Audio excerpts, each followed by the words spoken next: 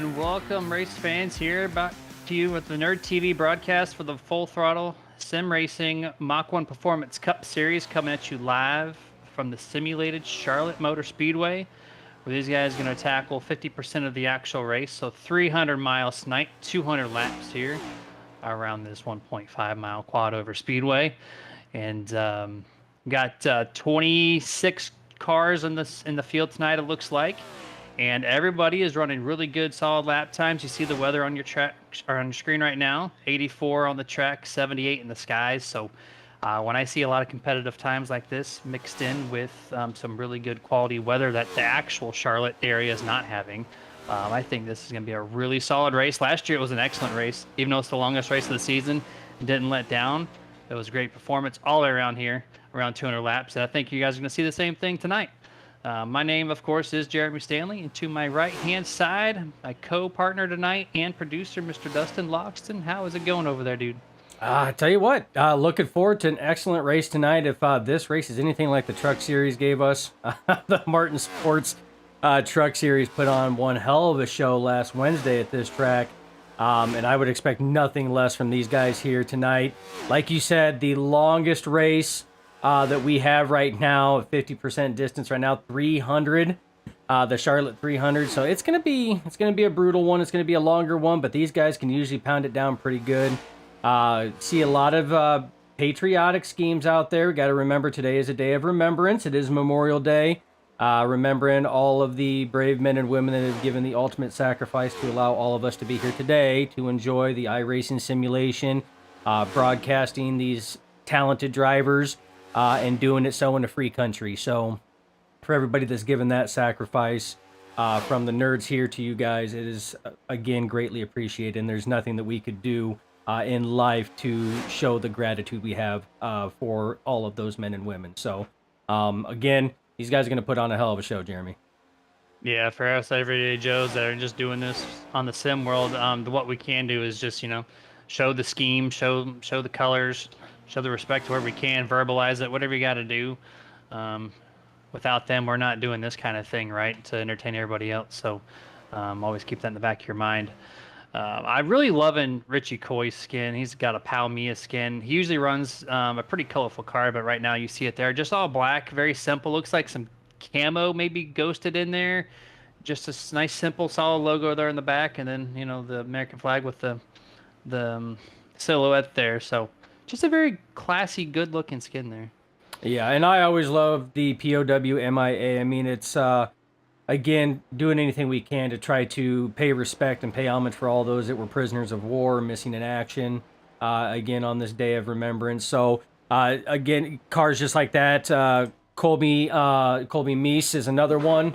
In that number 9 Napa, again, with the red, white, and blue. So you're going to see a couple different cars out here, Jeremy, that are going to do what they can. I just realized Colby's pit crew is Buzz Lightyear. I just noticed that. But that's amazing. Just whatever things that even the sim drivers can try to do. Sometimes it's just the little touches like that that can mean a lot to people. So again, very much appreciated. 100%. Now you got me stuck on that Buzz Lightyear pit crew. That just is noticed that. Amazing. And you also kicked it over to Chad Lang too. I've been looking at this car tonight. It's chrome flames with the black skin from Hot Wheels. That's a pretty slick looking car. Nothing to for the remembrance type paint scheme, but nonetheless, that car is looking amazing. But just kind of give you some facts here before we go to qualifying. We're going to have stage break on lap 50 out of the 200 laps. So after lap 50, caution flag will fly. After the 10th car in line does cross the line, they'll come down pit road, service their car, do what you got to do, normal caution flag, pit stop, and then just under 150 laps to run this thing out. It is the longest race of the year for the real world guys, and it also for the FTSR guys. So hopefully you got your long run setups here, because that's a long stint, 150 laps. 150 laps with this track here. And Jeremy, we had talked about it before. I mean, this track can be grueling as you're watching Duranko right now and his teammate, the 27 of Chapman. They were going through that quad oval there on that front stretch.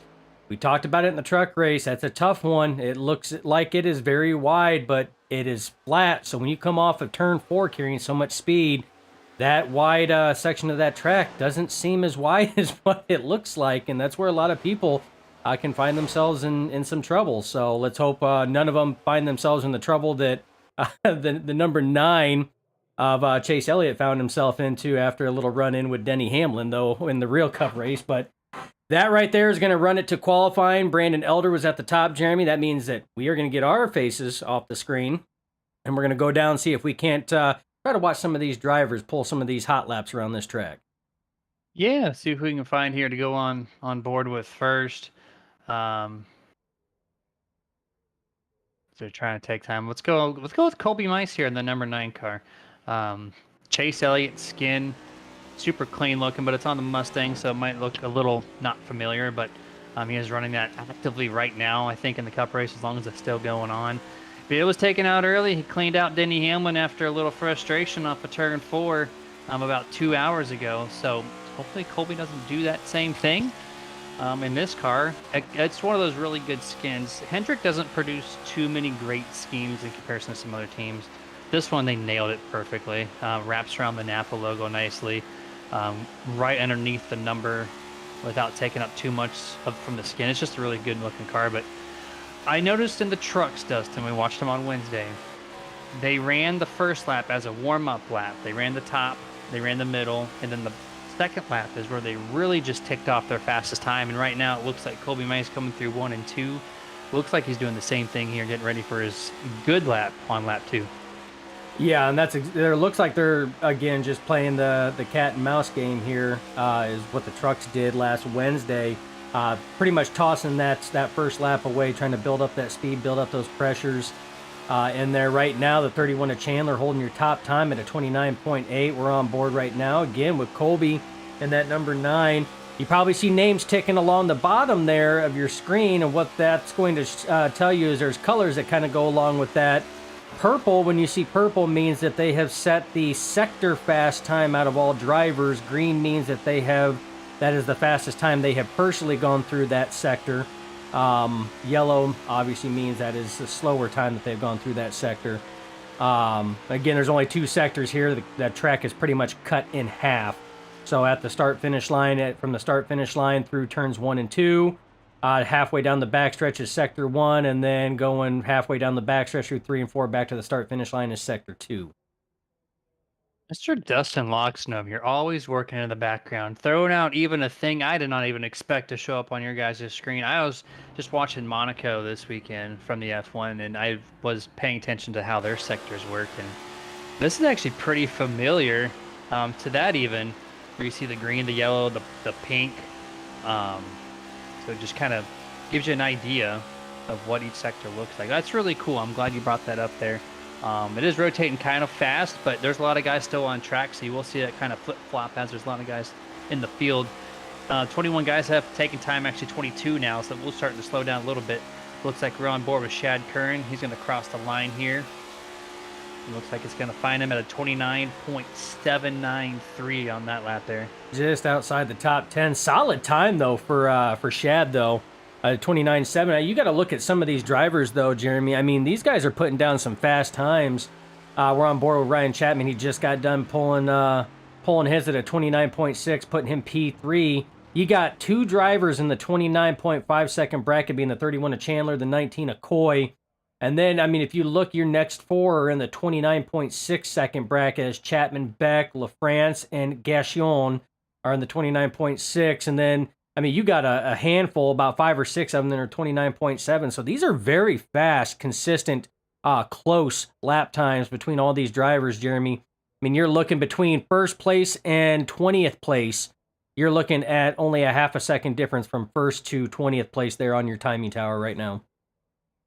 Speaking of your timing tower, you mentioned Ryan Chapman, and I was searching that tower looking for Chapman's number. He's showing up as the 18 there, P3. He's in the car number 27. He's been there all season long in the previous season to that, but I guess he made the rookie mistake of changing his number for some other race and then forgetting to flip-flop it back. So you'll be chasing Ryan Chapman in the 18 tonight. Yeah, so 18 on the boards, but 27 in your hearts. Chapman will always be the 27, but in the digital world, that tends to happen. But right now, it's looking like Jeremy, it's looking like Chandler's going to come out on top, which is good to see him back again. That's always a good thing. I know that we are coming back right now for the start of the 2023 B season. So definitely expect good things out of that team there as well. They had an excellent run there towards the later stages of 2023A, so should be a good one, Jeremy. Yeah, RPM Motorsports starting it off right this time. P1 on the boards. And I think everyone that's going to take time did. Actually, we kicked it over to the race here. So, yeah, that is your official qualifying rundown. Jeff Chandler takes home the first checker flag of the qualifying session for 2023B. And these guys are now lined up, staggered at a 45-degree angle on the front stretch, unique to Charlotte Motor Speedway I and love iRacing this. Super Speedway. Yes, I love it too. It is quite awesome. But we're going to go ahead and go down the running order here to get this thing underway. Row 1, Jeff Chandler in first place. Richie Coy is going to be starting in second. Third place, that 18/27 Ryan Chapman. Fourth place, Chris Beck. Fifth place, Connor LaFrance.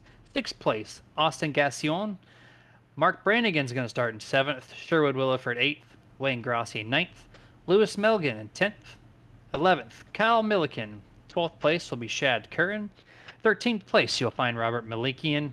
14th, TJ Bartel. 15th, the next row back, Colby Mice. 16th to his outside is going to be Stephen Hollingsworth. Starting in 17th will be Troy Torgeson. 18th place, Tony Solari. 19th place, Colton Gum. Tonight's 20th place driver, Chad Lang. 21st, Brandon Elder. 22nd, Joshua Johnson. The last car to take qualifying time, 23rd place, Lane Allen. 24th on back, did not. Random sortment there by iRating as James Wallace, Brian Dublé, Ryan Hedrick, James Torrey, and Alan Duranko round out tonight's 28-car lineup for the Charlotte 300. Yeah, it's 3 out of the 4 drivers from Boomerang there just elected not to take time. The only one that did was Josh Johnson there. He's rolling off P22. So, again, it's a long race. We know it's a long race. And just look at this front stretch, Jeremy. This is why, another reason why I love Charlotte, is that lineup of cars there. One of very few tracks in the service of iRacing as well as real racing that actually lines them up like that and takes them right off, put them out there as a spectacle right for the fans to take a look at. I love it. It is super cool. And yeah, I just noticed we didn't call it out in practice or qualifying. I just heard Fury Motorsports chat on the radio. We didn't mention Brody Hanna. He is not here tonight. So one of the guys who consistently you find inside the top 5 in the points every single season, not here tonight to start off the B season. That is a surprise, and Jeremy, I I agree. Usually, you and I are pretty good at knowing when individuals are not here or when they make a return. And that one there definitely flew under the radar for us. So, big surprise there, and we know how crucial just one race could be. So this could potentially dampen and put Brody Hanna in a no-win situation, potentially for 2023B when it comes to points. Yeah, it's going to hurt for sure. We saw it. Ryan Chapman had to miss one race, and he went from being the points leader, and he finished 30, 40 points on back. So it definitely will affect you. You don't get any provisionals. So, but we're going to see what these guys can do here on this initial start here for 300 laps at Charlotte. We're going to start this thing in the daylight and end this thing at nighttime. Green flag is out. Mr. Chandler in the 31 gets an excellent start over everybody else in the field here. Easily jumps out about 3 car lengths over your second place guy, number 19 of Richie Coy. And then it looks like the 44 of Chris Beck makes some excellent move up there on the top of Ryan Chapman. Easily clears him for third place, entering third. Yeah, again, excellent start by the 31 of Chandler there. Couldn't have timed that one any better. Right now, your first 3 to 4 nose to tail is fourth place is the first one. You see it side by side right now as you got Chapman side by side with the 16 of LaFrance right now. LaFrance has that preferred line on the inside there as long as he can maintain. But again, that run that they get on that high side is second to none right now. As you see, the 27 of Chapman is fighting back on that high side, but they have to be careful of tire and tire wear The only saving grace they have right now, Jeremy, is they have that stage break coming up here shortly. Yeah, it's going to put them right to the very end of their field run stint, but when they get to that caution flag, I think they'll be able to make it the entire route. If not, it's going to be really close. We'll tune in for that. But Charlotte has consistently been a multi-groove racing track. It's not progressive banked, but you're going to see a lot of guys on the bottom probably early. And even in the middle of the beginning of the run, you might see some guys go to the top. You've already seen a couple two wide scenarios here, but it might be just be people cycling through. But Charlotte is really well known for running that middle groove, even on the upper half.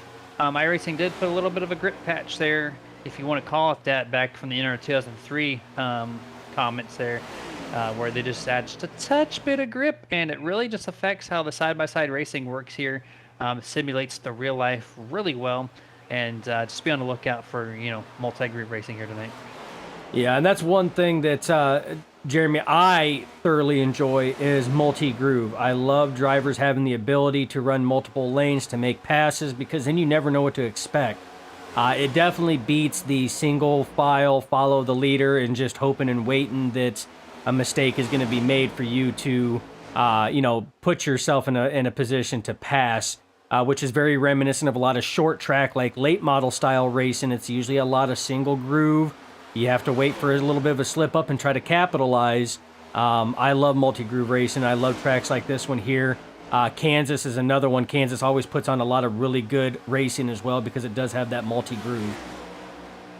Yeah, 100%. Right now, you're looking at one of the best parts of the track right now in the field. This is for the battle just outside the top 10 here, led by TJ Bartel in that 30. Him and the 25 there of Stephen Hollingsworth just made some great runs, some great ground over the guys on the bottom. They get the inside lane cleared. They go single file. And now you see back there the 43 of Lewis Melgan. Oh, and looks like one of the cars got really loose. The 25 there, Hollingsworth, super loose. They're coming off of turn 4, checks up the inside lane. And here comes Lewis Melgan to get that run off the top. Plus, with the 25 getting loose, he's going to get a great run through 1 and 2 now. And he might find himself here taking that spot over into 3. Yeah, and this is very reminiscent of what happened during that truck race, too. I mean, we had a pack, and it was right there about that top 10, where these guys, they were racing hard, they were racing, tough, but, it was clean. But it was exciting, but they were living on the edges. You just see them get loose again coming off turn 4, and I believe that one there was the 25 of Hollingsworth and the 4 of Lang. Lang might have gotten a little loose because of the checkup to stay out of the 25, but that's just how it is. And again, 25 loose off of 2, Jeremy. 25 not in a good place right now. And then off the TV camera, too, the number 11, Tony Solari, cut through the turn. Oh, we get a big wreck here in turn 3 and 4. That's the number 7 of Wayne Grossi. They're piling in the number 11. Solari, the 57 of Joshua Johnson, the 25 of Hollingsworth, and a few others. About 5 or 6 cars in got this it. thing. Dublé. Oh, man, this right here, if there can be a big one when it comes to this track, you guys just seen it. We were watching the race. This happened just inside the top 10. We were watching the race there just outside, and we caught a glimpse of it right at the start of it, and everybody else just piled in. We're going to try to get as many views of this as we can, but Mark Brannigan Jr. looks like he just came down onto the right rear corner panel and hooked Wayne Grossi directly into the outside wall, just kind of similar to what we saw in the Cup race over there, and there it is, just hooks him.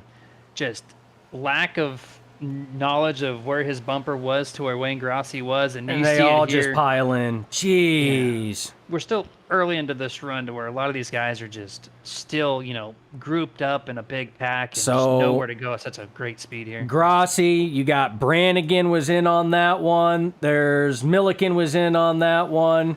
There's Hollingsworth, Solari, Torgerson, Gum, Johnson. Duranko is in on that one as well. A lot of beat and banged up cars right now, Jeremy. Yeah.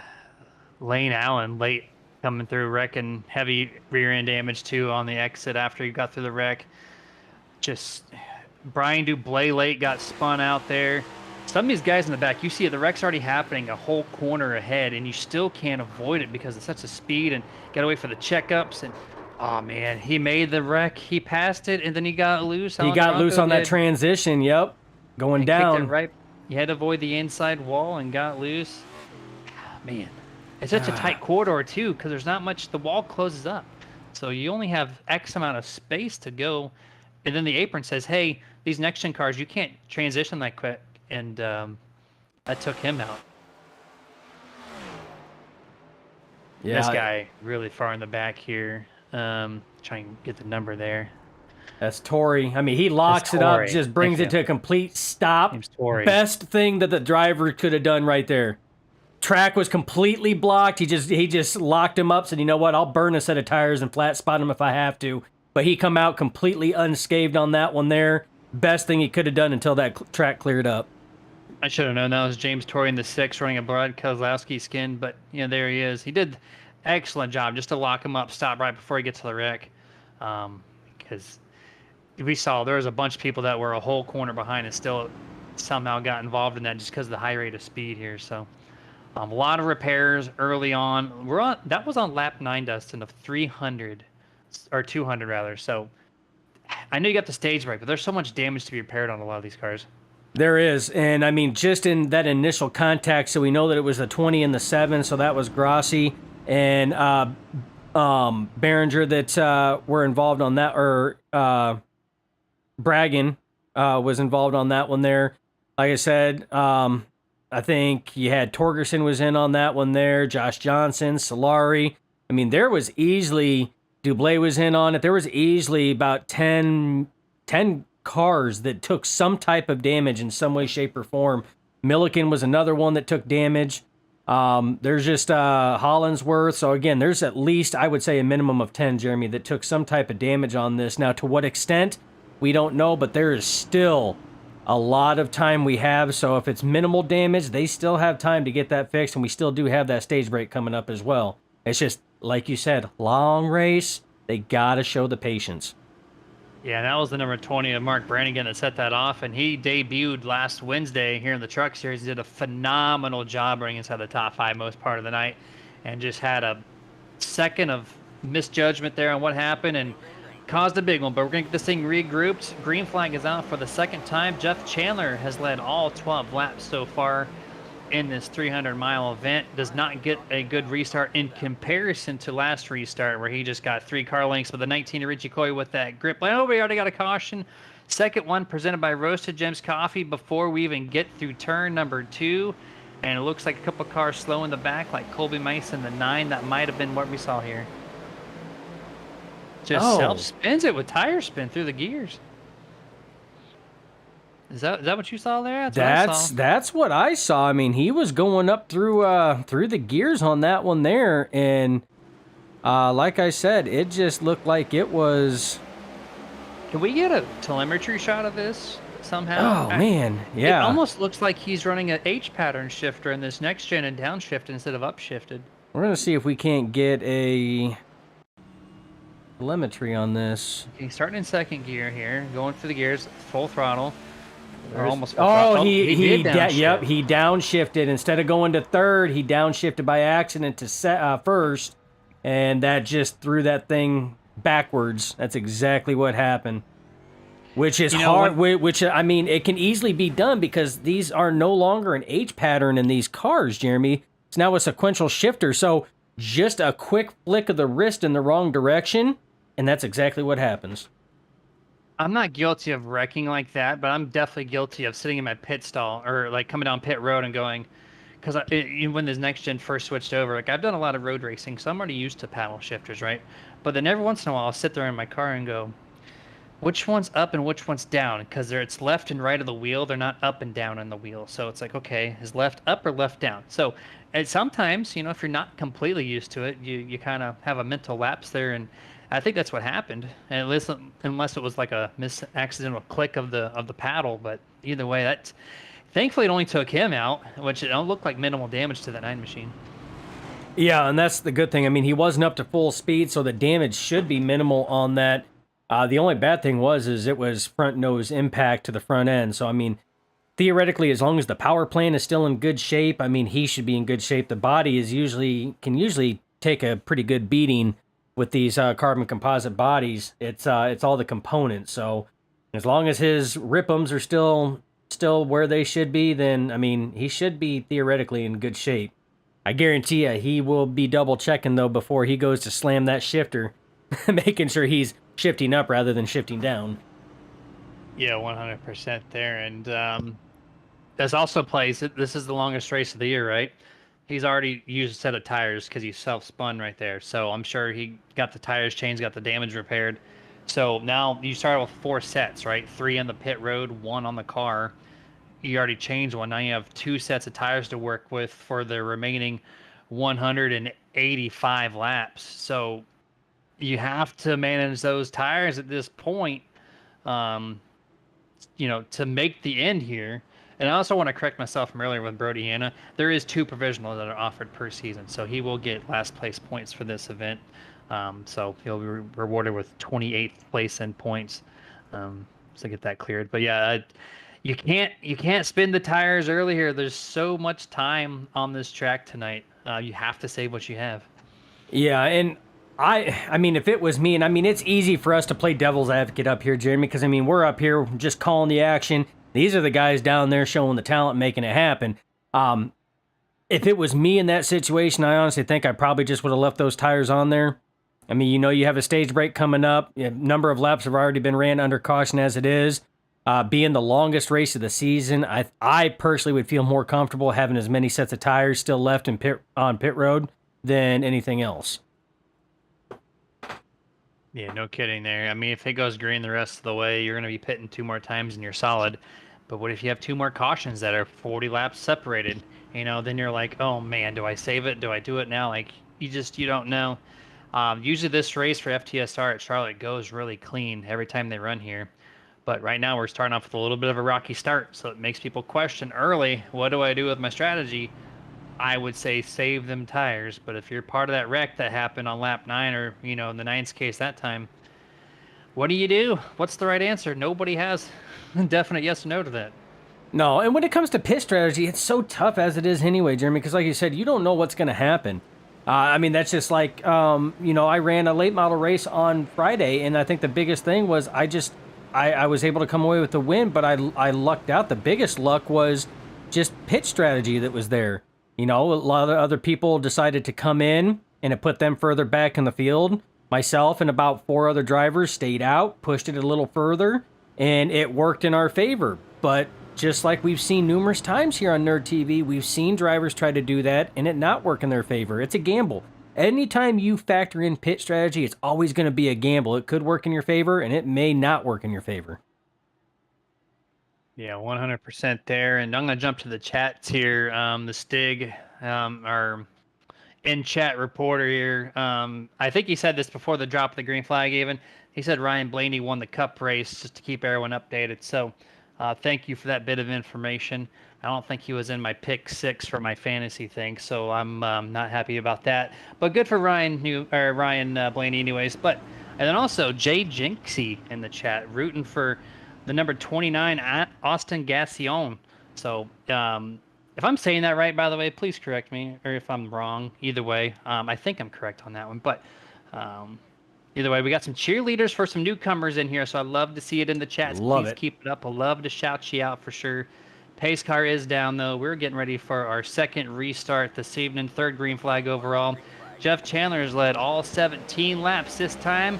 He gets a decent start this time, at least able to clear the 19, but that last restart before the caution quickly flew, the 19 had a great launch off the exit of turn 1 into turn 2. Let's see if he can maintain that this time around. Yeah, right now the 16 of LaFrance got an excellent start, stayed right in line with the 31 of Chandler. This is one of the best runs we've seen out of that 16 of LaFrance. As he right now is maintaining, he's got the 19 of Richie Coy now working his back bumper. Coy working that high side there. But right now, Coy almost under some pressure from the 44s. You see the 44 put a nose underneath there, and it kind of got Coy a little wobbly there. So Steve Loomis in the chat says right now, after that big accident that we just got done witnessing for the first caution, says that the 33 is the only Blackwater car left right now. So not the kind of recap, Steve, that I think we want to hear. Mr. Loomis, you're going to have to correct me here, but the website shows Wayne Grossi racing for, or not Wayne Grossi, sorry. It doesn't show the 33 underneath the team list there, so I'm going to take your word for it, though. let's see what he can do to maintain the team order here. You're seeing some good racing action here with Melgen here on the front of your screen. You got the 33 and the 29 as well. That's Sherwood and Austin. Big group of cars here. They're all single file, but they're all completely nose to tail. So one little bobble, this could really shake some things up here as we got a little bit of high side action here. Right behind these guys. That's going to be the number 30 of Bartel trying to make a run on the top of Ryan Chapman.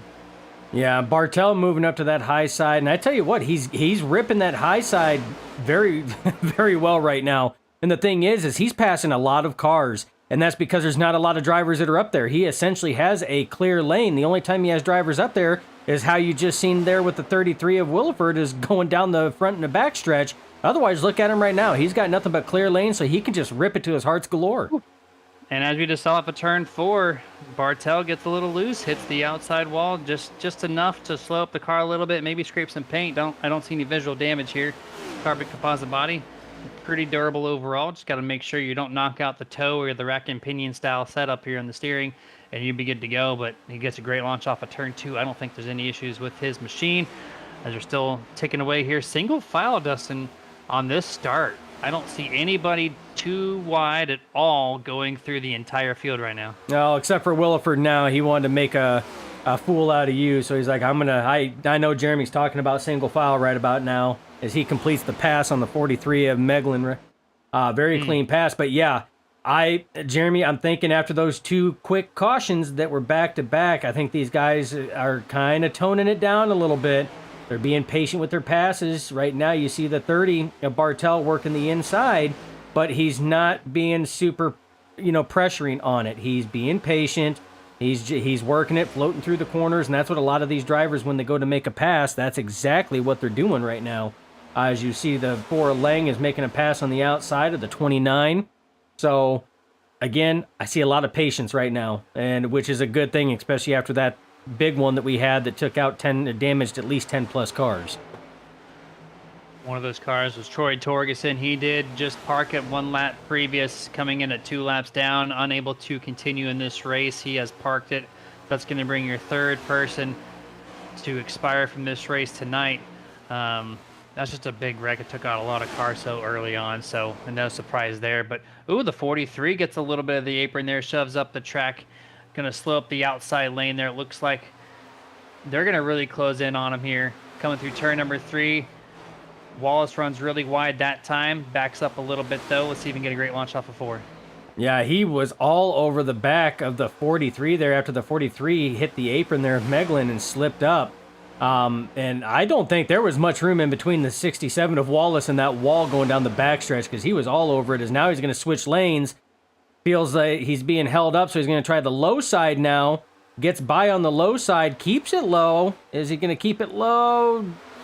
Thinks about it. It stays in line behind the 30 of Bartel. Woo. Chad Lang drove it in deep there, had to get on the brakes to not hit the 67, had to shoot up the track a little bit here and almost took the lane away from Melgen, but Lewis is falling back there. He just lost 4 spots that lap there in that 43 Ken Block furrow back there. Keeping that same skin from last week, or 2 weeks ago rather. But he was running up front there. Now he's starting to fall back quick. So tire wear early on for that 43 potentially. Right, and you got to remember too, Jeremy, that this is the longest green flag run we've had in this race so far. So this is the most heat and pressures that these tires have built up since the drop of the green flag for this event. So this is where drivers are going to start getting a feel for what changes they need to make. They know that they have a stage break coming up, so they know they're going to have the opportunity to make the changes. This is when they're going to start talking with their team on what changes, what their car's doing, figure out what changes they need to make so that they can make them as soon as possible. Because, yeah, based off the truck race, we had more cautions than what we expect to see at Full Throttle Sim Racing. But don't get us wrong, they were not bad cautions. I mean, they were hard racing deals. But after those cautions, after we had a period of those cautions happening, Jeremy, if you remember, it was a long green flag run. So that's what these drivers are probably going to try to start working towards, is setting their cars up for that long run. Yeah, they could be backing their stuff up, waiting to try to push it, 15, 20 laps left. And Yeah, this is the longest run here. It's not gonna be a terribly long run because that stage break, and I see some smoke for the front stretch on pit road. Gotta see who that was. It almost looked like it was a tire lockup more than an engine expiration. Um, 57, Joshua Johnson looks like he is 7 laps down, locked it up really bad in pit road. Actually, his car was just sitting there.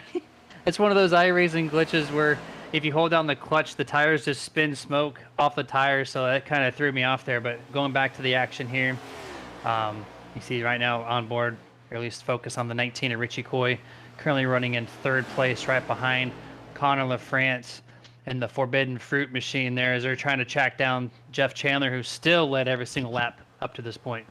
I tell you what, I mean, LaFrance he is impressing me. He's been running a solid race right now, getting a lot of pressure from the 19 of Coy, and we know that is somebody, when you see that 19 behind you, you know the pressure is tough. And somebody else I want to make a mention, looking like trying to make a run on the outside right now is a 22. There's Milikian. I tell you what, the Heartbreak Kid, that's going to be his nickname until he comes through, and he will come through, at which time I'll come up with a new nickname, or we'll come up with a new nickname. But there he is again, Jeremy. He's running solid right now in the top 4, putting some pressure on the 19 of Coy. I'm going to let you own that one there. And Loomis did correct me, Patriot Racing driver. Sherwood Williford is an affiliate driver to Blackwater, so that's why he had made a mention of that. So that is correct. He is the only one there. And right now, running just inside the top 10 in 7th place. Not a bad spot, but Williford's one of those long run drivers. He will be up to the front eventually here.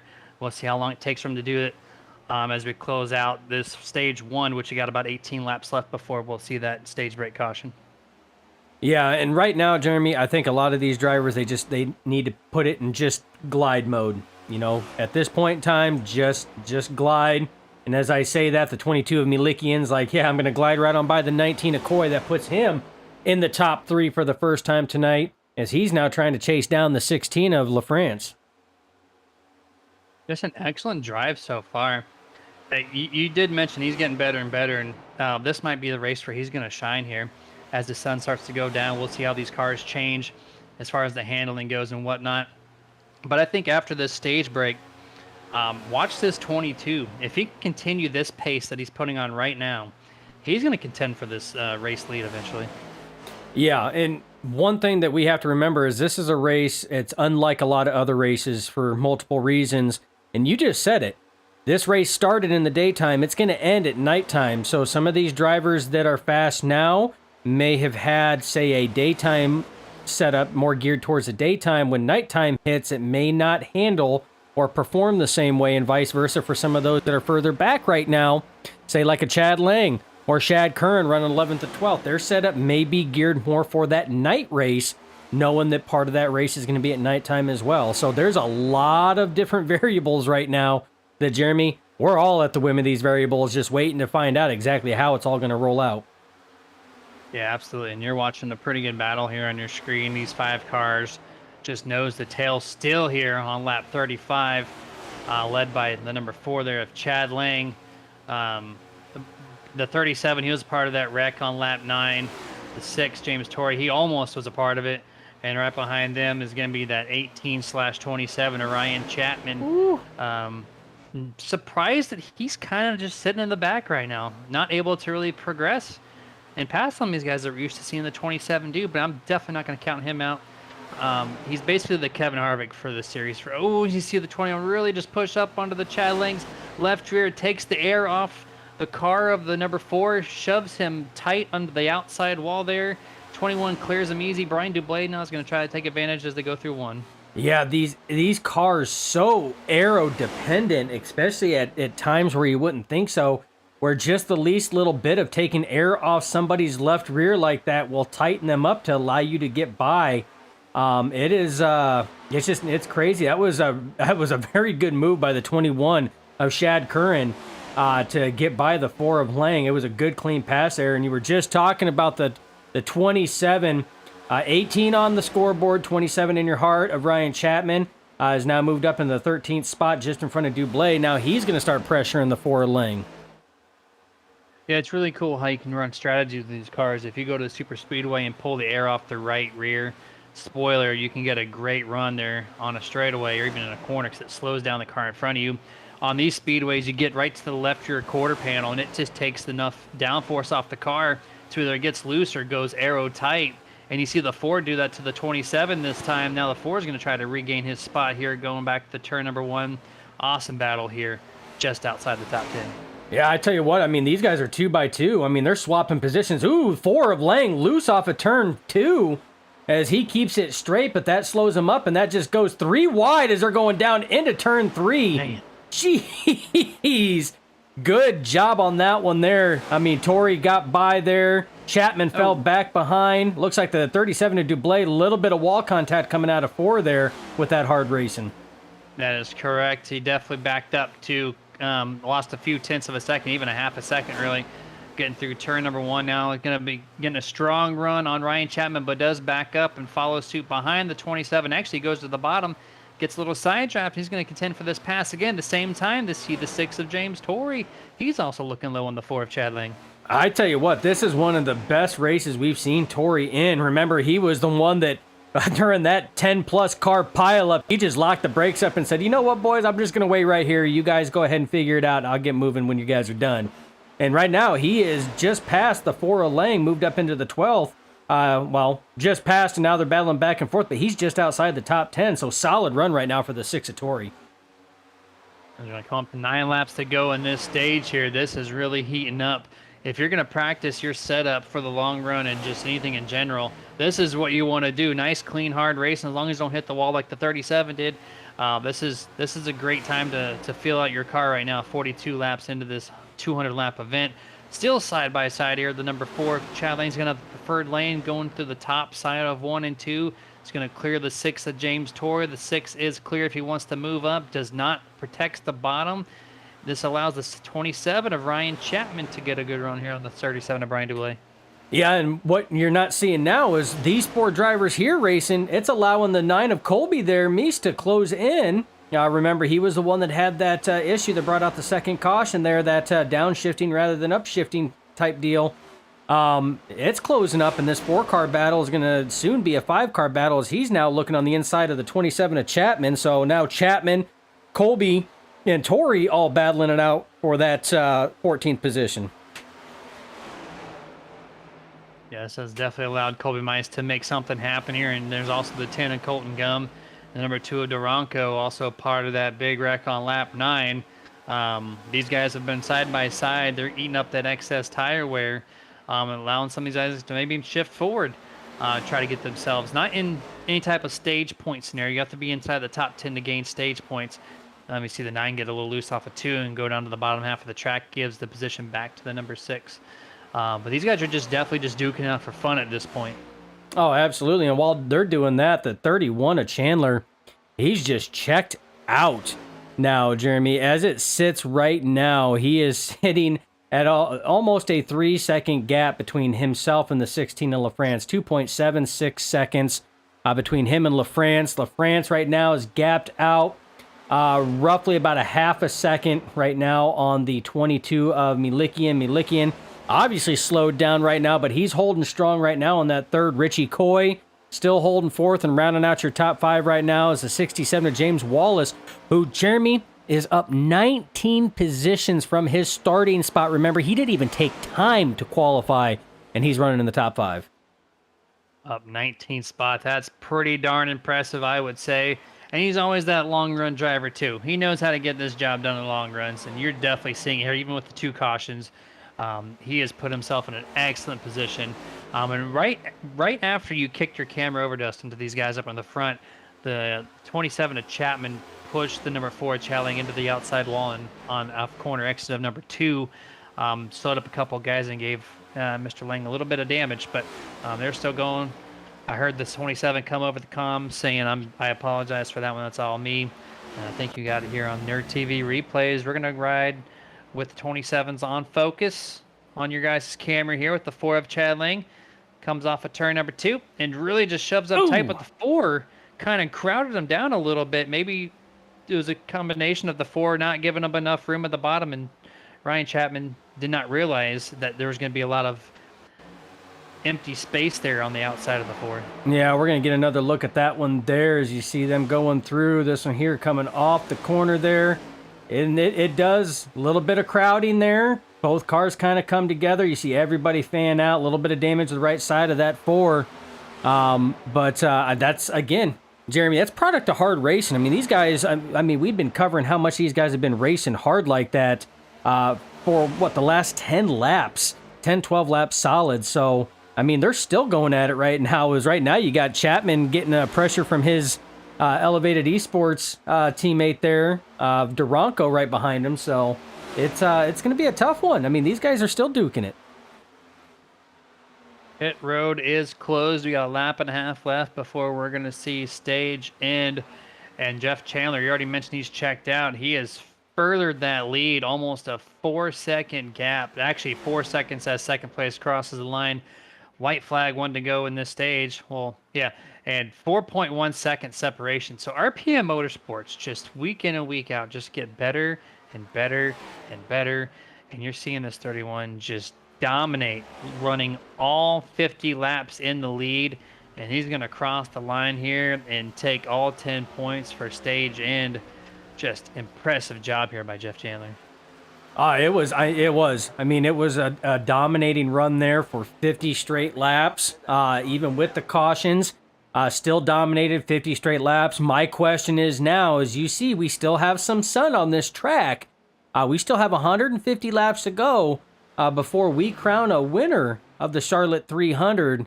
There's going to be a large portion of that race. It's going to be under the lights. So my question is his car still going to be as dominant as what it is right now, when the only light we have is coming from those heavy beams around the track? Well, that's right. And while these guys get wound down and find themselves in pit road, we're going to kick it over to picture-in-picture for a commercial break. We'll be back with you guys momentarily.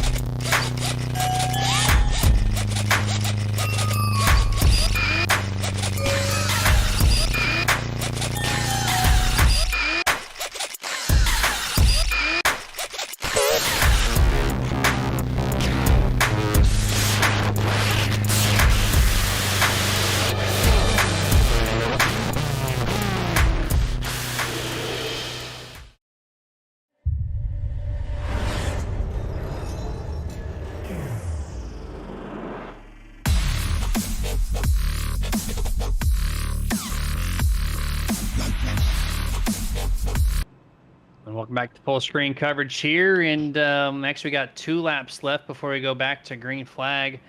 Just before we go over the top 10 recap presented by Nerd TV, honorable mention here, Jeff Chandler in the 31. Well, you don't see him in the front of the pack anymore. 2 miles an hour faster coming to a stall on pit road. Going to give him a black flag, EOL to the back, Mr. 31 Jeff Chandler, who has led all the laps up until this point.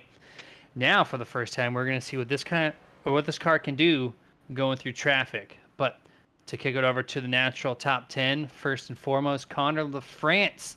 He's got some teammates in the Truck Series, not here tonight in the Cup Series, the only driver part of LaFrance Racing. He's got that number 16 Tide Pod machine. Going to be starting P1. Let's see what he can do with some fresh air on that nose. Second place, and probably one of the fastest cars in the field, Mr. James Wallace, coming back from 24th, didn't even post a qualifying time. Going to be up 22 spots. He's got one more to pick off. Let's see what he can do. The 19 of Richie Coy, he's been inside the top 3 basically all race long. We know how fast this guy is here at Charlotte. Let's see what he can do on this restart. 4th place, Sherwood Williford. Started 8th, up to 4th. Just running a pretty solid race, staying out of trouble there. And that throwback car from last race at Darlington as well. 5th place, Dustin's Heartbreak Kid with those fantastic colors there. Can't miss him on the track. He's up 8 spots, started 13th into 5th. And I expect him to be running inside the top 3 here, no problem. Chris Beck, there in the 44, started 4th, now going to be restarting in 6th for this Stage 2 start. Austin Gassion started 6th, now going to be starting in 7th in this restart. Basically running the same spot all race long, so just kind of pretty solid day nonetheless. TJ Bartel going to be starting in 8th. He's up 6 spots, did start 14th to start this race overall. So a lot of these guys inside the top 10 are basically just... they're picking their spots up, and now we're going to see all the fast cars up at the front on this start. We'll see how that looks. 9th place, you're going to find Lewis Melgan. Started 10th up in 9th, up 1 spot. Very stationary performance. He did drop back a little bit on lap 35, so we're going to see if that was tire wear or strategy. We'll find out here momentarily. And then the last car in 10th place for the Nerd TV Top 10 recap is going to be Shad Curran. He's also up 2 positions in 10th place, as we are 1 corner away from taking this thing back to green flag racing. Going to be restarting on lap 55, coming up to 56. So it's going to be 180 or 145 laps before we're going to get this thing finished out here. How many laps will we find ourselves underneath the lights? It's going to be up to these guys to stay green, or will we have some cautions? We're going to find out as they're exiting the restart zone here. Green flag is out. Connor LaFrance with an excellent start over James Wallace. Clears them easy by 2 car lengths, headed in 1, Dustin. Yeah, now the question is going to be is, did these guys make the right calls and right adjustments down pit road? That's going to be the big thing. As you see right now, the 19 of Coy side by side with the 67 of Wallace. Wallace has that preferred line, carrying that speed down that backstretch right now, also getting the draft from the 16 of LaFrance. These two duking it out. But as I was saying, making the right adjustments. Who made the right adjustments? Some of the other questions right now is, can that 31 of Chandler, who's been so dominant, make his way up through the field right now and through traffic? 150 laps to do it. He's got the time, he's got the skill. Only time's going to tell, Jeremy. Yeah, I expect him to move up, no problem here. Restarted in 20th place. He's going to be flying through the field, I would imagine, with some conservation. You know, you don't want to kill the tires off too early. But at the same token, you don't want to be back here. You know you can get crowded. The outside runs great. The bottom runs great. You don't want to go, 2x2 too long. You want to cleanly make the pass, or you got to play the patience game. And right now he's got a couple 2x2 races in front of him. So he's going to have to figure out what he wants to do here. The 19 of Richie Coy. I don't know if they made contact. Well, this is for your race lead. Great camera work there to focus on them. Richie Coy's going to get a little bit of side draft here coming through turn number 3. He's got him cleared if he wants it. Looks like the 16 is going to just dip right behind him enough to grab some draft. Coming through the quad oval, going to do a little crossover here as coming into turn 1 rather. Connor LaFrance going back to the race lead. I tell you what, man, this is reminiscent of dirt racing. I mean, that line that Richie came, was pulling through turns 3 and 4, almost like a slider line. And then the crossover move that LaFrance did going through the quad oval there to put himself right back up in front. I mean, this is good hard racing. You can tell right now that the 16 of LaFrance is hungry. Hungry in a good way. He's running clean, running smooth, but he's hungry. Really is. I saw the 30 of TJ Bartel hit the wall again. That's the second time off of turn 4 he has found himself making contact to the outside wall there. Still going to run a good line here. Looks like it's still not affecting his car. Really, minus those guys there, you got a couple 2x2s, and they all sign on a single filed out here. This is the long stretch of the run. You want to save your tires as best as you can, because we still got over 140 some laps to go. Oh, I think the 16 LaFrance, or that's not, sorry, the 22. 22. Malikian hits the wall.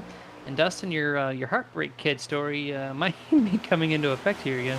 Yeah, and I just, like I said, I mean, he has been getting better and better every week. He's got a win coming at some point in time. It's just some of these, again, these heartbreak situations here. But I mean, it looked like it was a wall scuff. We've seen a couple other people scuff the wall. They're still running pretty solid. So, but right now, Richie Coy has taken over your race lead over the 16 of LaFrance. But LaFrance is right there. Look who's worked his way into the top 3 right now, Jeremy. That number 33 is Sherwood Williford, who's been hanging out around the top 5, top 10, has now worked his way up into the top 3, trying to chase down the 16 of LaFrance. Williford loves Charlotte here, and it's definitely showing. He has done some excellent work to get his car prepared and ready for the top 5, and now inside 3rd place. And he's got a faster car right now than that 16 machine there of Connor LaFrance. So let's see what he does here. He looks to the bottom early. The 16 cuts off his nose. That was such a close call there, but they did not make contact. The 16 just can't get off corner exit well, and it's going to allow the 33 to go down to the bottom here in turns 3. This time he gets to the bottom. 16 really kind of pushing the issue here, not giving him much room. You see car contact, door to door. Puts the 16 into the wall slightly. They are still side by side. The 16 gets the side draft. It's going to be dead heat entering turn 1. And that's exactly what I'm talking about. Even with a little bit of contact on that wall, you can still maintain. They're still beating and banging here, trying to make a little bit of contact. The 16 of LaFrance trying to slow him up enough to get that draft. Here he is, battling back on that outside. He's trying to get that run going. These two drivers, Jeremy, are giving it everything. I mean, you can't... And there it was, right there. Hard contact into the turn 4 wall is the 16 of LaFrance. Keep it up there. James Torrey almost hits them, but they still go green, even though there's a really slow car on the front stretch. iRacing admins did not throw it there, but yeah, just utilizing too much of that side draft, trying to take the air off the 33's rear end, and just got too close, made the contact, and slapped the outside wall really hard. I got to imagine there's some steering damage done to the 16 there. He's going to find himself down pit road. He's got a really slow pace right now. Yeah, and that's a heartbreaker on that one there. But Jimmy, we seen that one coming. I mean, as much as they were side drafting and as close as they were, there wasn't enough room. As you see him coming down pit road right now, we're going to go back and take a look, and there, right there, some of that beating and banging. That's what started it. That was that first contact right there, coming off of turn 4, the lap prior. And again, you see a little bit. The 16 gets close right down there, really working that side draft. Gets that run coming off of turn 2, going down the backstretch, on into turn 3. And again, I mean, just this early in the race, aggressive side draft. Sherwood had nowhere to go. That was a 16 really aggressively trying to side draft, and just it didn't pay off for him. It almost looked like at the very tail end, right before that contact happened, that the 16 lost grip in the rear tires and got a little loose, and it pointed this car to the inside, and that's when the contact happened. So that's what I gathered from that. So, but nevertheless, he was doing all he could to minimize the 33 speed, and just paid the price here on lap 65, but we stayed green. That action right there actually allowed the 19 of Richie Coy to gain about a 10 car length advantage now over second place Sherwood Williford. Yeah, and again, right now, that right there hurt Sherwood. Now Sherwood Williford is under attack by Cashion in the 29, who has come on strong since that stage break right now, putting a lot of pressure on the 33. I mean, and look at this line of drivers right behind here. I mean, you're looking at second through about 8th place right now is all right here, almost under a blanket. And then you got Richie Coy, that black number 19, dead ahead going off into the corner right now. So again, a lot of hungry drivers right now, Jeremy, but again, a lot of single file here. And I think a lot of these guys, it kind of single filed out, and they kind of calmed it down a little bit after they seen what happened with the 16 there. and trying to come on as strong that early, it didn't pan out. So I think a lot of them, it was with the 29 loose. Save it, here we boy. go. There you go. Kept a hold of it, brings it back up. That's some wheeling right there. Good job keeping a hold of that by the 29.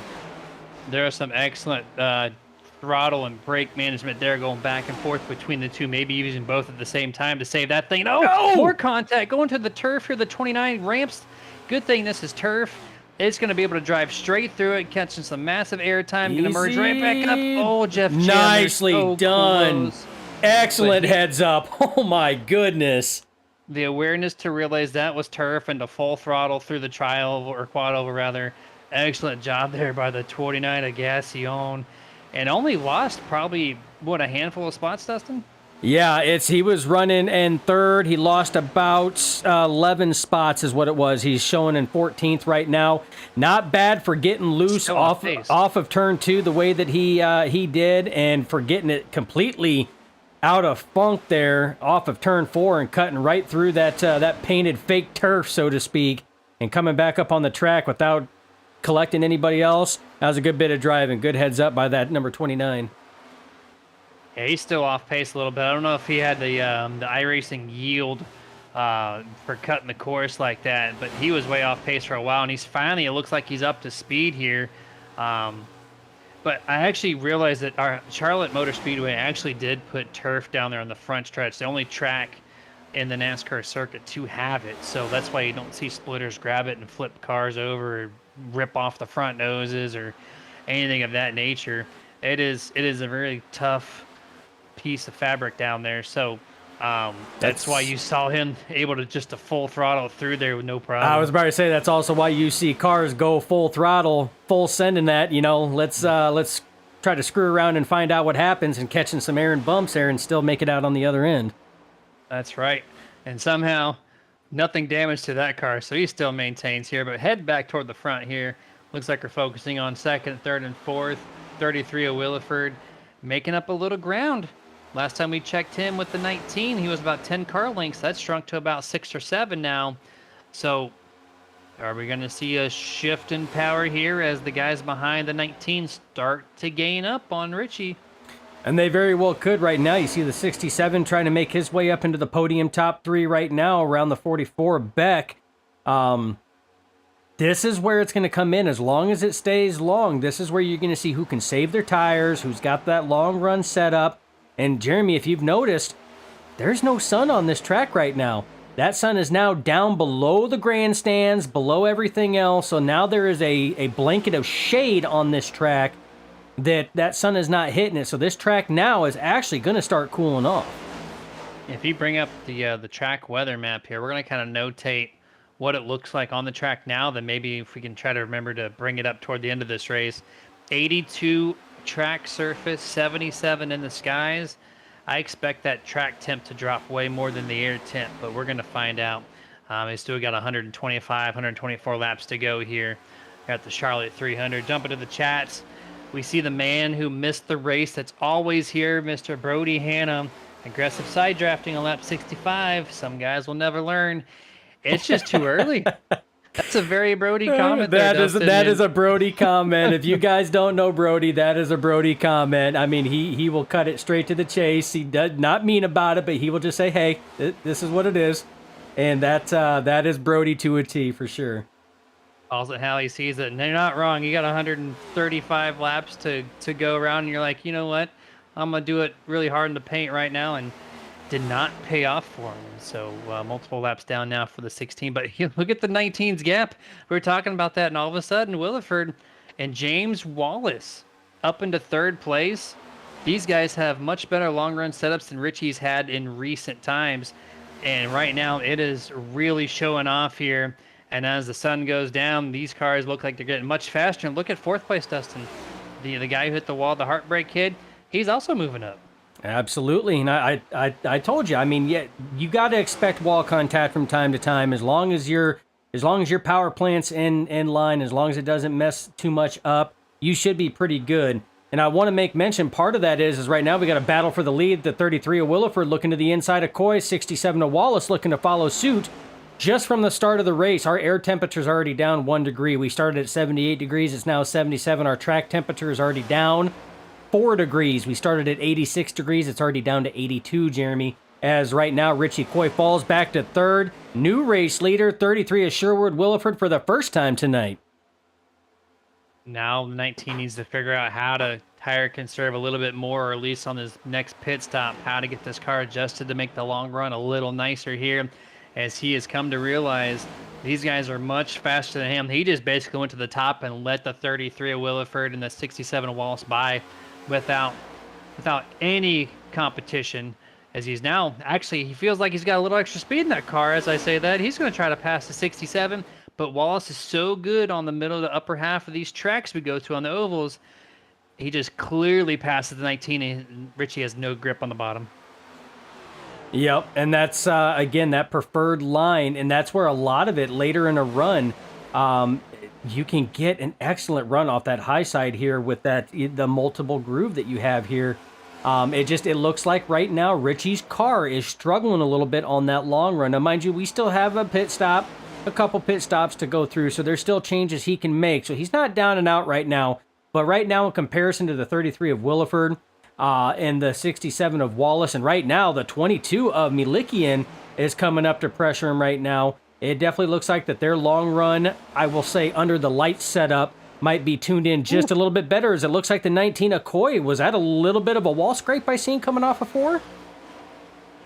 He got really wicked tight or loose. I couldn't tell. The car was just not driving well and had to chase that car all the way up. And I don't think he tagged. Oh, he got a little more apron there and got loose again.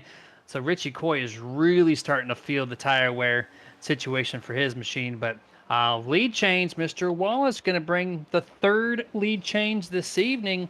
Fourth different leader. 67 is going to log his first lap sled early on for the first race in the 2023B season. Yeah, an excellent run so far by that 67. Again, not taking a qualifying time at all, up 23 spots. But just a recap, Jeremy, we got to recap everybody else. The leader that dominated the first 50 laps of this race and got that pit road speeding violation has worked his way up to 6th place now. He's just outside the top 5, right behind his teammate, the number 30 of TJ Bartel. Just an FYI. Started 18th, 19th, 20th, somewhere in that ballpark. And yeah, you are not wrong. Still, you know, not that he's passed this amount of cars, Dustin. That's not the impressive part to me. It's the time that he hasn't lost. He's still only less than 2 seconds away from your race leader. To pass 12, 13, 14 cars, that's one thing. But to do it and not lose any time to your leader throughout the entire time of passing that many cars, that speaks volumes to me. And that car looks like it's just getting better as the sun goes down further. Yeah, and I mean, he is clipping off and keeping an excellent pace right now. I mean, that's race-winning pace that he has right now. He has a clean track in front of him between himself, and right there, that next set of cars in front of him, starting with his teammate, the 30 of Bartel, that is your top 5. That is 5th, 4th, 3rd, 2nd, and 1st, all right there under a blanket, and that's the next in line with him right now. So he is just slowly working his way up there, just biding his time. He knows we still got a lot of laps left. Jeremy, we got 113 laps left here. We haven't even hit halfway in tonight's race. It's 200 laps full distance, flag to flag, so he's got plenty of time. Yeah, we got, 112 laps left in this event here, or 113 as they get to the line. This 31, he's going to be up at the front. There's no question about it. The car is way too fast. As he is on the same screen as my camera angle as your race leader, still holds just 2 seconds there. The 67 of James Wallace. Oh, here comes the 22 Malikian. I think he heard you, Dustin, and he is here challenging for the 4th lead change. Going to make a pass attempt on the inside line here. The outside is the preferred exit groove on this track, but where you can really drive it into turn 3. And the 22 makes it stick. A little slide up the track, but not enough to really lose his ground. But the 67 is so strong, he makes an excellent crossover, just can't do it. 5th lead change this evening, or 5th leader rather, the 22 Malikian. Yeah, Malikian up to the front. Hell of a drive for that 22 crew right now. Again, up 12 spots. I mean, just look at your top two. Just your top two running right now that are duking it out for this top spot, being Malikian and Wallace. Between the two of them, they have moved up 34 positions. 22 for Wallace, 12 for Malikian. So, I mean, these guys, they've had a hard-fought battle and route all the way up in journey, all the way up to the first and second place. And these guys aren't done yet. I mean, they're putting on a good show for everybody out there. Come to the YouTube chats, Burner. I just want to just mention. I hope you know who HB man is. That's all I'm gonna say there. But the 67 of Wallace really just getting to the back bumper. The 22 doesn't hit him, but gets really close to put maximum pressure on Malikian. And he gets to the left rear corner panel, almost enough to take the air off that spoiler. Does not do so, but the 67 really wants to get this lead back real quick here. As we're approaching halfway.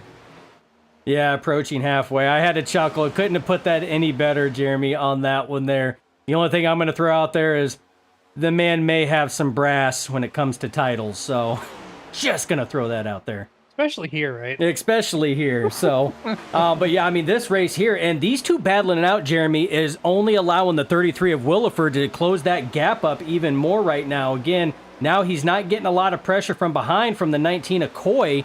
Coy is now falling back there and is now getting pressure from the 30 of Bartel. So for a lack of a better term, right now the 33 of Williford's kind of on an island by himself there in between those two packs. So he's just kind of waiting to see what happens between these two. But I tell you what, Malikian and Wallace, I mean, these guys, you're talking a 10th separated difference in between these two drivers now for about the last 3 laps.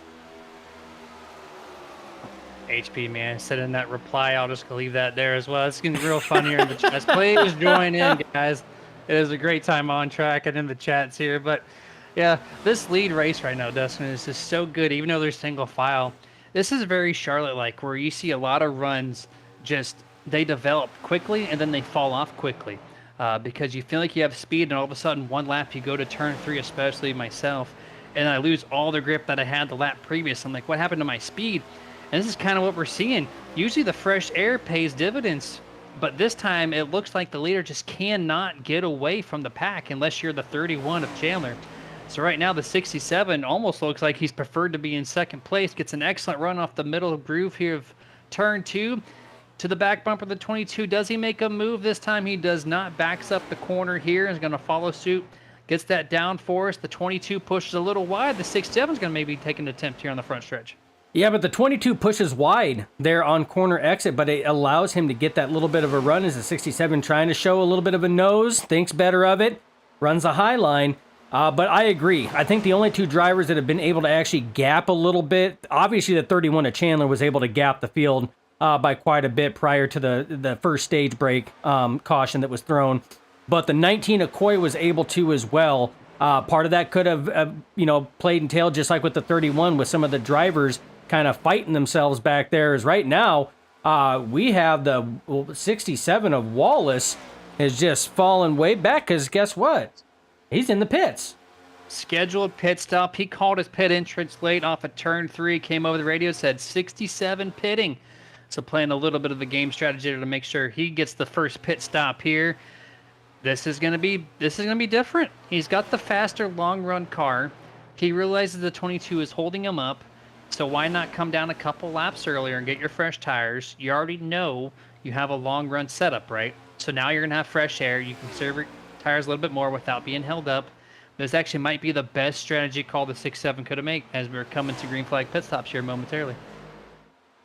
Yeah, and here's the thing. So now that is technically your first scheduled green flag pit stop, the 67 of James Wallace, how long now do each of these other drivers, the 22 of Malikian, 33 of Williford, Coy, Bartel, Chandler? Here we go. Yeah, I was about to say, how long do you wait before you come down? The 22 decides he wants to come down. He had a hot entry there, but it does look like he was able to get it down in time because, Jeremy, we've seen this happen time and time again, that the longer that drivers stay out on the track, when you know there are drivers with fresh tires, you lose a crap ton of time and distance on that track. So this right here is just going to start a waterfall effect.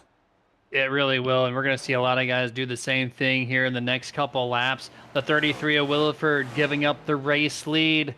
TJ Bartel goes around. Looks like him and Richie Coy are going to lead this race. This is going to present the 6th lead change of the night. Richie Coy, first led lap to open up this season as well. Now does Richie come down and TJ Bartel get himself a lap, or do they just pit together? This is getting pretty good. I think if you're I think if you're Richie, you're going to have to come down this time. I mean, you cannot wait any longer. You know the 31 of Chandler's right there. Chandler's coming down. See, and that right there is why I was saying if you were the 19 of Coy, you had to come down that time. Here comes Chandler. He's going to be in on fresh tires. Beck he flew around that corner. Beck coming into the service of his crew as well. This is exactly what you didn't want. So Richie Coy has to come in this time. He has to. Chris Beck, 63 mile an hour at the line. Let's see if the iRacing officials snag it. If you get down to speed quick enough, you can escape it. We'll see what happens here. Keep eye on that. The 19, Richie Coy, he's on your screen. Race lead given up. He's going to get 4 fresh Goodyear's set tires, and if I butchered that all I could possibly. The 30 of TJ Bartel now is going to resume as your race leader, as we're having so many lead changes, Dustin. I think I'm going to drop the counter at 8 or 9, and I'm going to hope that's correct. Right? And I'm chuckling because I'm listening to just the chat that's going on between. It's amazing. It's great. It is comical. I appreciate everybody in there that's chatting back and forth. Solari, Hannah.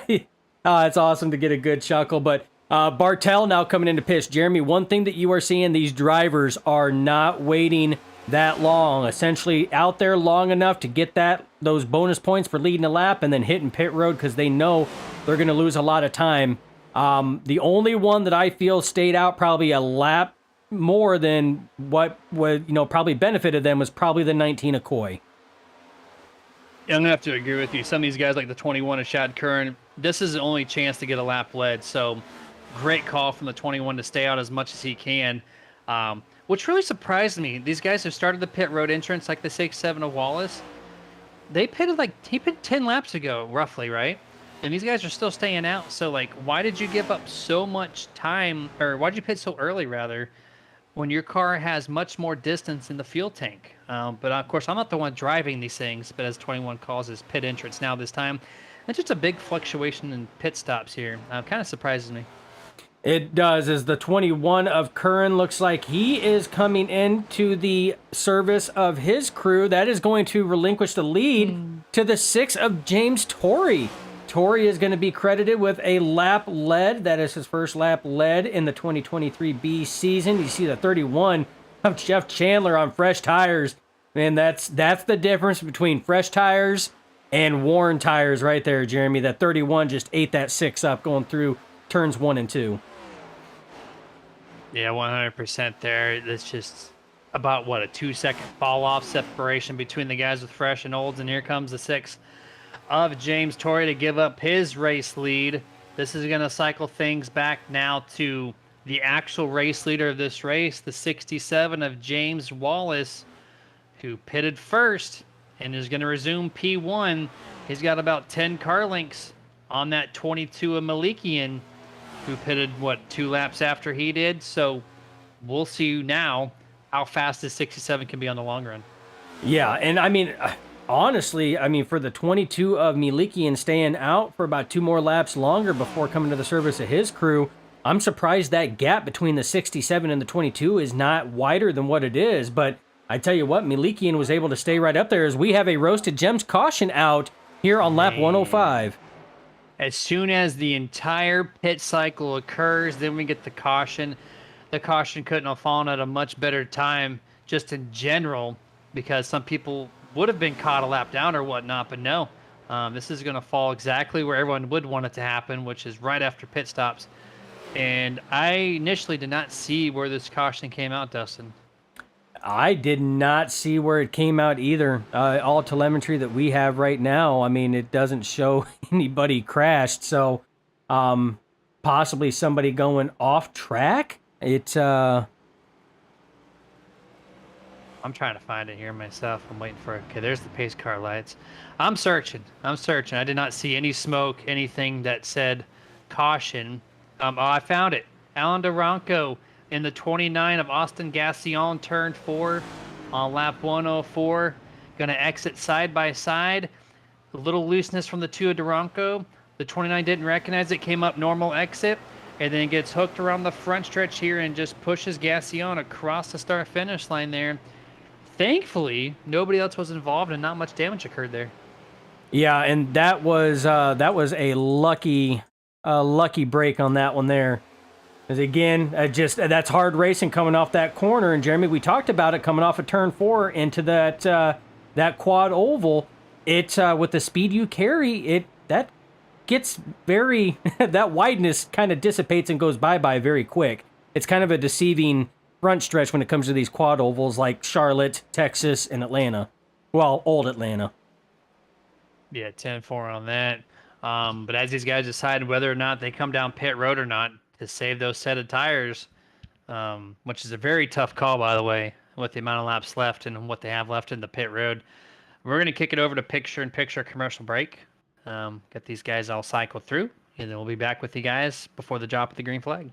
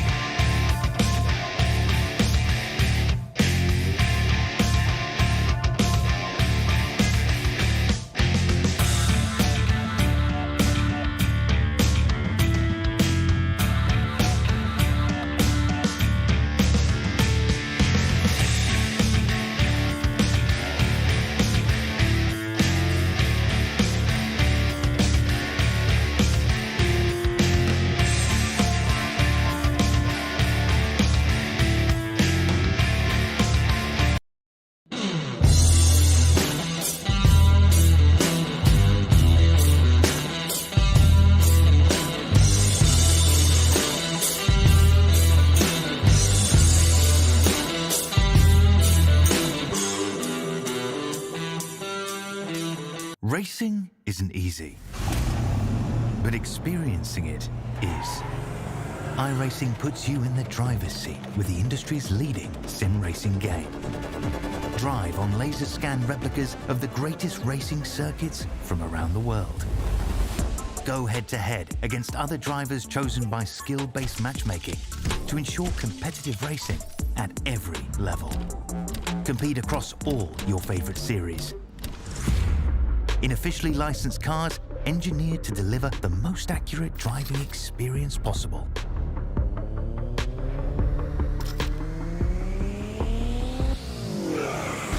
Join a race or host your own with players from across the globe.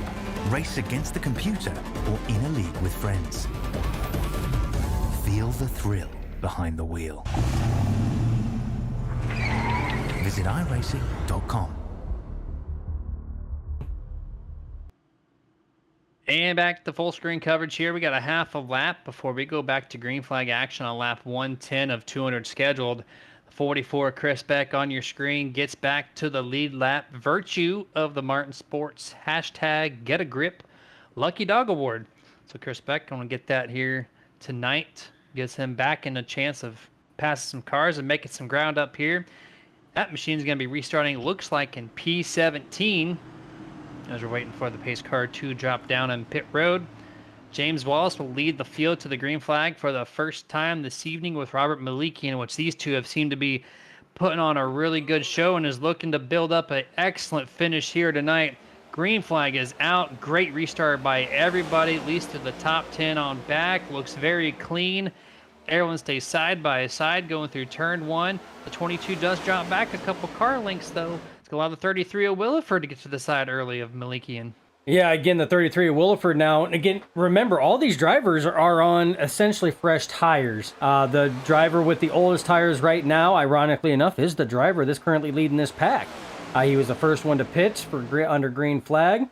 But right now, the 33 of Williford showing his restart capabilities and skills as he takes over second. Right now, Richie Coy on the inside of Malikian taking over that third spot. Is now we got a battle for the lead between Williford and Wallace. These two are duking it out going down the backstretch. Everybody wants to jump at the race lead here. The 33 is going to dive it deep in the entrance. The 3 is going to have to really get on the brakes heavy there. 6-7 kind of makes that ground back up, but coming off corner exit, Williford has the grip and the power. Lead change once again. This time, Sherwood Williford's going to lead some laps here under green flag situation.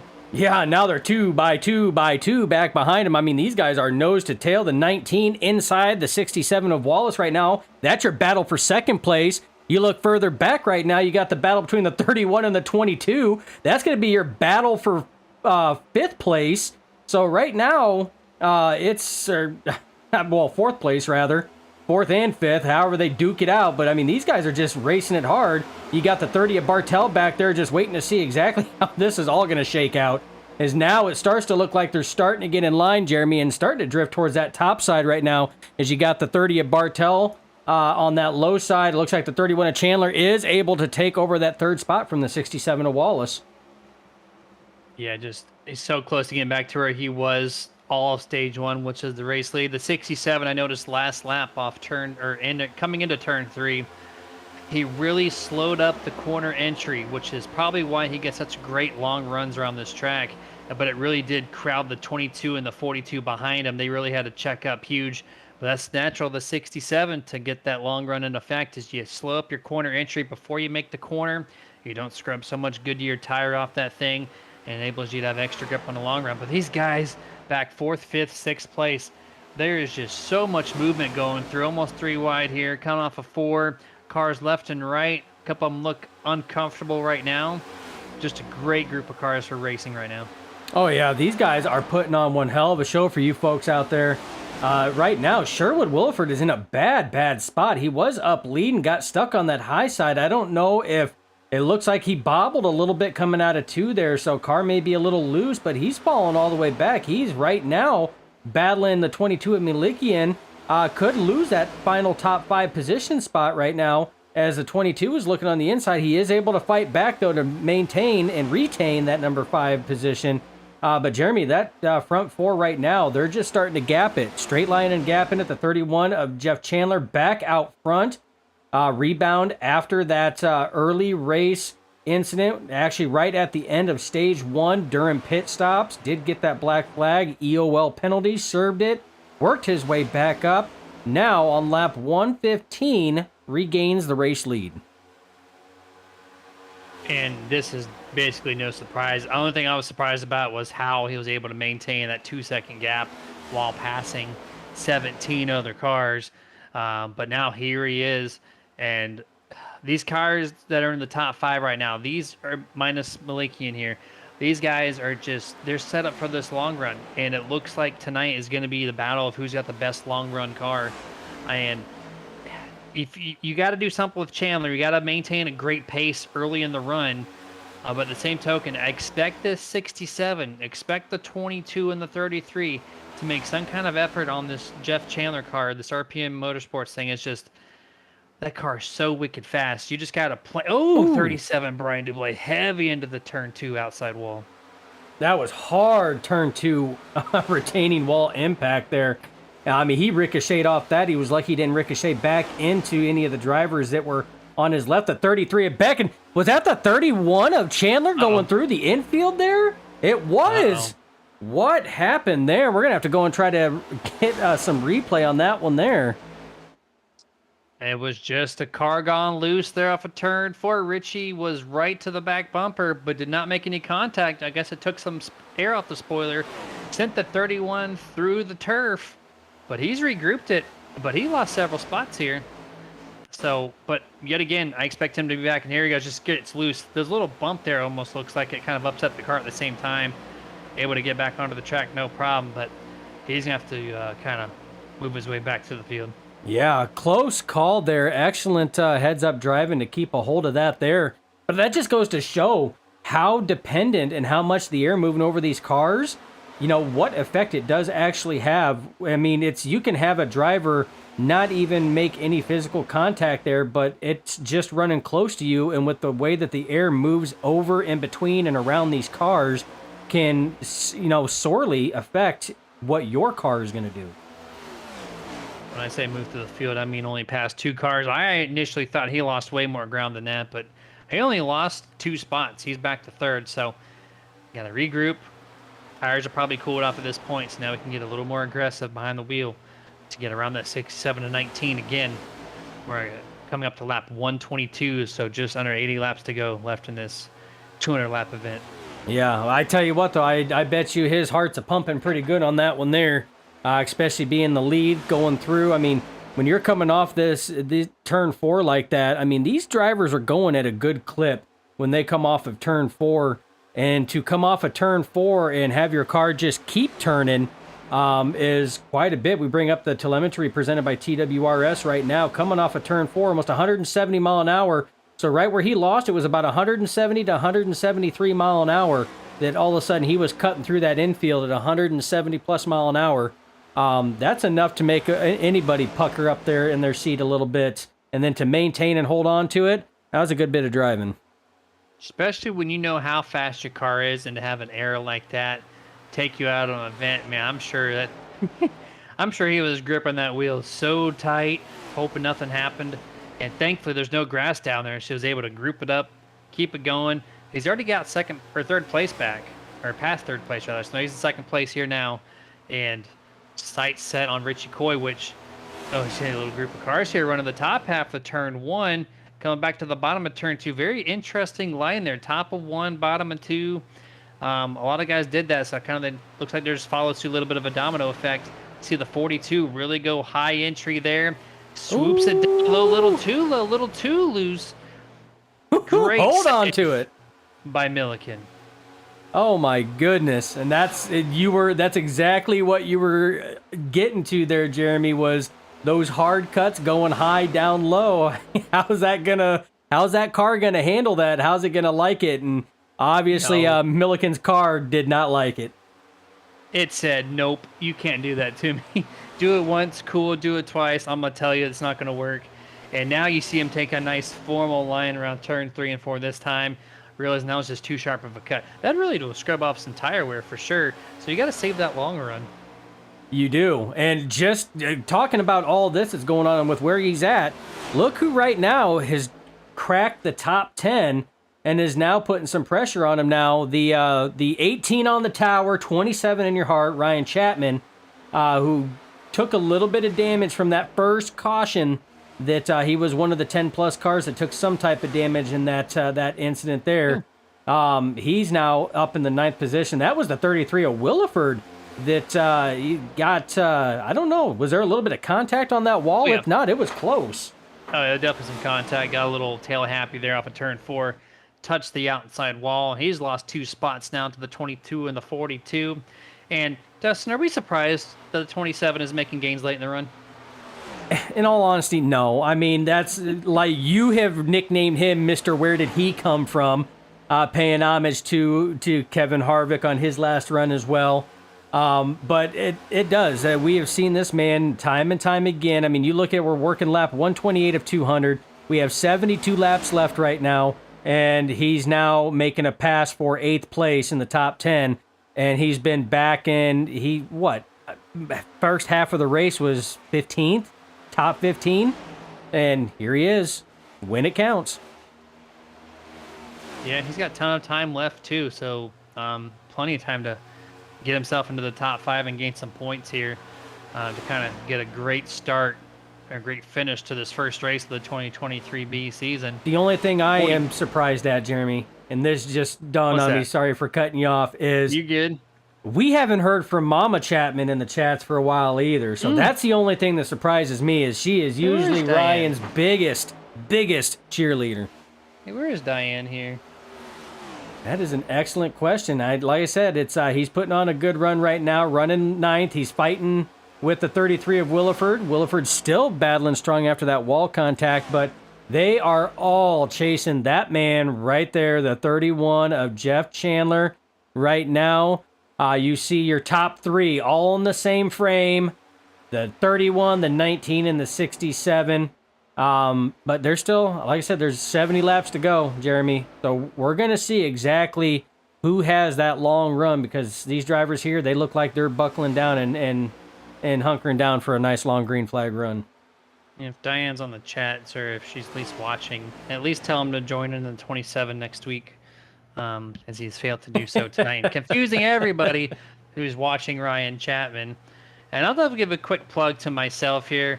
If you head over to the Nerd Wraps page, go to nerditudes.gg, click on the Nerd Wraps section. You see a lot of great skins out here.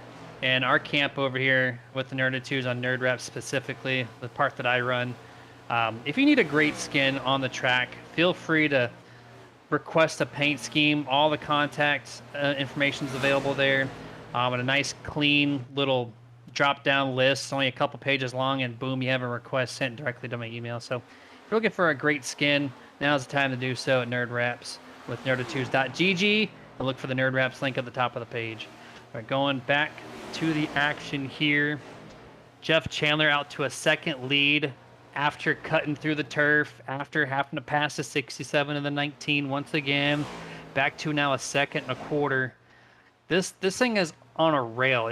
He's basically driving a slot car right now, compared to everybody else who is just kind of trying to figure out how to get to the 31. Yeah, I tell you what, the 31 camp have brought a piece here tonight, and this thing it's on rails. Like you said, almost like running a slot car. It's on rails. The only one that I think may have a chance to really compete, and it's going to depend on that long run, maybe the 67 of Wallace. Wallace has got a really good long run car. Richie Coy's got a long run car as well. And there towards the end, before that caution was going on, the 22 of Milikian had an excellent long run car. He was up there battling the 67 for the lead right before green flag pit stop. So his long run game is strong as well. So those are just some of the names that we know for a fact. Not saying that some of these drivers, Jeremy, couldn't have made changes on pit road, and they are going to be a threat to try to take that win away. It's just that we don't know that yet because they made the changes on pit road. These are just the drivers we know prior to those green flag pit stops and that last caution that we know had a strong, solid long run setup. Yeah, 100%. And speaking of strong run setups here on the long haul, 6-7 of Wallace didn't get around the 19 of Richie Coy. And this is very reminiscent of what we saw earlier tonight, where the 19 quickly falls off when they get to about 30 laps into a run or so. 6-7 passed him, no problem. Now we got TJ Bartel, who's hit the wall several times tonight, finding himself in fourth, looking to try to pass Richie for third, as Richie is starting to drop down here through the field. Yeah, he, like you said, about 30 laps into a run, that's where we see that 19 struggle. And I tell you what, the 30 of Bartel has stayed strong. He's scuffed the wall a couple times in that 30 Abruzzi machine, but he is maintained just right now, just outside that top 3 podium. Right now, there's your second, third, and fourth place cars right now, and Chad Lang there in your frame is your top 5. Great race overall, too, minus the leader being out over 2 seconds now. 6-7, 19 to 30. A couple cars behind him, too, racing really clean, really hard fought here. Speaking of that, the 42 getting past and getting really loose off of turn 4. Williford passes him. The 42 cuts through the turf, hits the ramp there through the Roval section of the track, slides in right in front of the 43 behind the 22 there, Malikian. 42, he's been all over the track searching and getting loose. He's tried the high to low. He's ran the outside wall. He's ran the bottom. That car has been loose all night long. I tell you what, these guys are making me grip my mouse and everything else tighter every time I see them get loose like that. That's a hell of a save for that 42 Milliken coming off the corner like that. Again, catching air. That always worries me every time they hit that little bump stop down there and their front tires go a little airborne, their back tires go a little airborne because you don't know how the car is going to take the landing and if it's going to make it worse or if you're going to be able to drive through it. But I tell you what, tonight, these guys have brought their A game, Jeremy, because we've seen a couple cars cut through that turf on that infield there through that quad oval, hit that that bump a couple times, and they just kept going. Yeah, 100% there. The 43 of Lewis Milligan gets around the 42. This time a Milliken. I got them finally mixed up. It only took me a while, but it's fine. But yeah, he gets around him. So the 42 now is going to settle behind the 43 here. He's got a decent gap before he gets to the next car there, which I think is Austin Gassillon in the 29. Back to the top, the 42 goes, and there's Austin there. Running the middle of the groove, which I've actually seen, Dustin, a lot of cars have ran the middle groove. You don't see that in a lot of mile-and-a-half oval tracks. It's usually high or low. The middle seems to be the slowest lane, but where the grip patch is on this track, it's just above that first seam, the second or third groove up on the track, which that's where I find a lot of guys trying to run the middle of the track to maximize that effort there. Yeah, and again, it's a lot of times it just depends on what's going on. It seems like that middle groove at times is easier to maintain, but I will say right now that I agree. It seems like we always see either a low line or a high line. As you see the 29 there and the 42, both of those cars just loose and look just uncomfortable coming off the corner, but they were duking it out there. Finally prevailing is the 29 of Gassillon, taking over that 9th position, dropping the 42 of Milliken back to 10th. And Jeremy, don't feel bad. I mean, Milliken and Milikian don't make it any easier, seeing as their numbers are only 20 off. So Milikian the 22 and Milliken the 42. So I think they do it on purpose. I think they do it just to try to trip us up. You're not wrong. You're not wrong. They definitely challenge us a little bit where they can, and you finally got me. But it's okay. It's all right. What I've noticed, Dustin, too, is this 33 Williford. His long run was so good, that last long green flag run. He's kind of fallen off. He's 6 seconds now back of Chandler, 3 seconds back of Richie Coy. So I did notice he did run a little more aggressive earlier on this last restart, and it shows why you need to back up this thing a little bit more, as he is falling off pace just outside the top 5. Yeah, and right now, I mean, he's falling off pace, and the 22 of Milikian is coming in. Somebody else falling off pace. We just had him on there as the 67 of James Wallace, who was running second ahead of the 19 of Coy. Now Coy and now the 30 of Bartel have both gotten around the 67, so that puts Chandler in an RPM car running in first, and Bartel in an RPM car running third. So 2 of the podium positions now held by RPM drivers. Richie Coy is the only one separating those two. But for how long? Because right now it looks like the 30 of Bartel is putting a lot of pressure on that 19, Jeremy.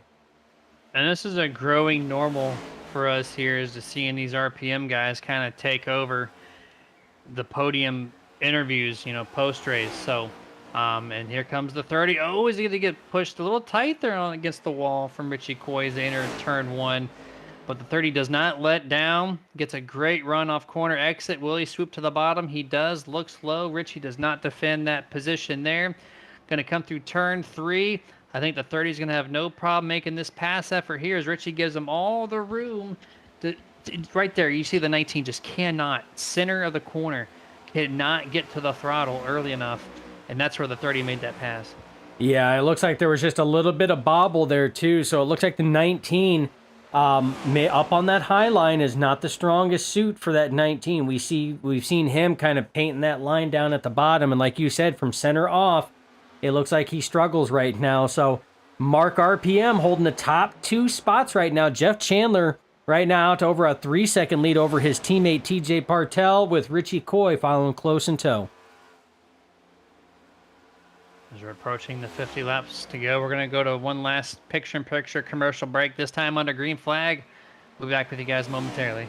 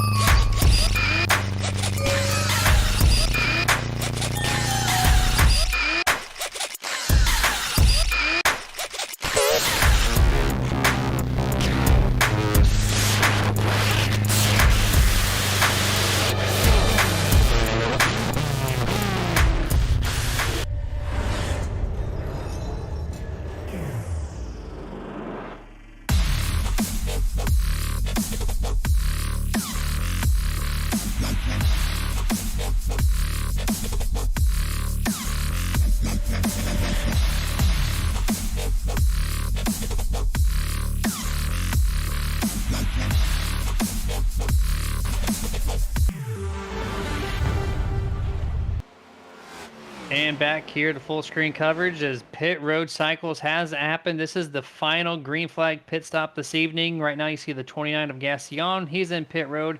Looking on board the 21 here, Shad Curran, currently your race leader. Last green flag pit stop. He was one of the last ones, if not the last one, to make his pit cycle. He's going to come down with the number 9 as well to make their pit stops here. You see quite a few others. Duranco, it looks like Colton Gunn behind them. A bunch of Ford cars making their way down pit road this time here. This is going to cycle, I think, James Torrey. No, James Torrey came down as well. Oh, so 44 Beck spinning 42. In the infield. Oh, Beck, where you going? Oh, and there's that caution. Oh, that's going to shake things up right there. Where'd that come from? That wasn't the 44, was it? That was the 44. That's impressive because he was next to pit road when the caution came out. So iRacing was really jumpy on that caution there. Okay, he's finally getting service to that crew. We're going to go to the Nerd TV replay and see how the 44... Well, there we go. We're going to back it up here and see exactly what happened. Oh, okay. There's way more to this than what we expected. Okay, this is it. So 33 in the 44. 44 hits the wall. 33 nose impact. And if I remember right, my memory's getting a little better. I think these two had a little bit of an issue last year, so I don't know if that... That's why the caution came out, was a 33 slow coming back up on the track. So that makes more sense now. Yes, it does. I thought the 44 was just coming down pit road, but yep, nope. Spin out through the Roval section and brings out tonight's 5th caution around lap 150. So these guys are going to go back to green flag, about 40 laps left. Now it's like a stage 1 shootout almost here, where you don't need the super long run in your playbook. Yeah, this is Jeremy. If we even brought a notebook to these races anymore at this point, just throw it out the damn window because it's gone now. It's any strategy that these guys have. They threw on fresh sneakers on these things. They're ready to go. It's gonna get wild. You thought the racing was close and wild. Jeremy, this is setting up to be just how the Martin Sports Truck Series was last Wednesday here at Charlotte. It's going to be just amazing racing under the lights. These boys are about to put on a good show right now. Like you said, we got 45 laps. It's going to get wild. Did Milliken come down, or Milliken? I did it again. Did Milliken come down pit road? He did. He came down, but his tires, he was one of the first ones that came down compared to some of the other ones behind him. So Wallace only has a couple laps on it. So it looks like that maybe there's been, it looks like it's probably like 8 laps. So they're pretty much fresh tires. Everybody is almost on the same stint at this rate, Jeremy. So it's gonna get crazy. I'm gonna wonder how this is gonna go because, like you said, now the long run strategy is you can kind of throw that out, but you still don't want to burn your stuff up. You can still go out there and run it way too hard, way too fast, and you can heat these tires up, and they're gonna get slick and everything else, and that car is gonna be screaming at you. So you still gotta be smart about it. Yeah, no, you still got 40 laps. You can't just run this like a qualifying lap per se, but as the laps tick down, this is going to get crazy, I think. The 42, the car that's probably had the most ill handling on average throughout this whole race so far, he's going to be starting first for the first time, and then you're going to have the 67 start to his outside, who we know he has long run speed, but now he's got to try to compete with the 31 of Chandler for the short run speed, which 67 doesn't have, or James Wallace does not have to hold back as much. Like, he has to go for it a little earlier. So this is going to be great overall. And then guys behind him, Richie Coy, obviously good. And then Chad Curran, they're in that 21, going to be restarting in 5th, the highest he's been all night long. One of the last ones to make pit road. He's got some work to do to maintain, but right now he's sitting really nice on this restart. Oh, absolutely. But look at how that caution shook everything up. And some of these guys, and this is why it plays out as well as what it does. Staying out as long as what they did, this is unlike Richie Coy the last time where it hurt him because it was green flag and it stayed green flag. It stretched it out. The caution came out on this one. So staying out benefited drivers like Shad Curran, who's now running 5th. You have Gashon, who is running 7th. You have James Torrey, who's running 8th.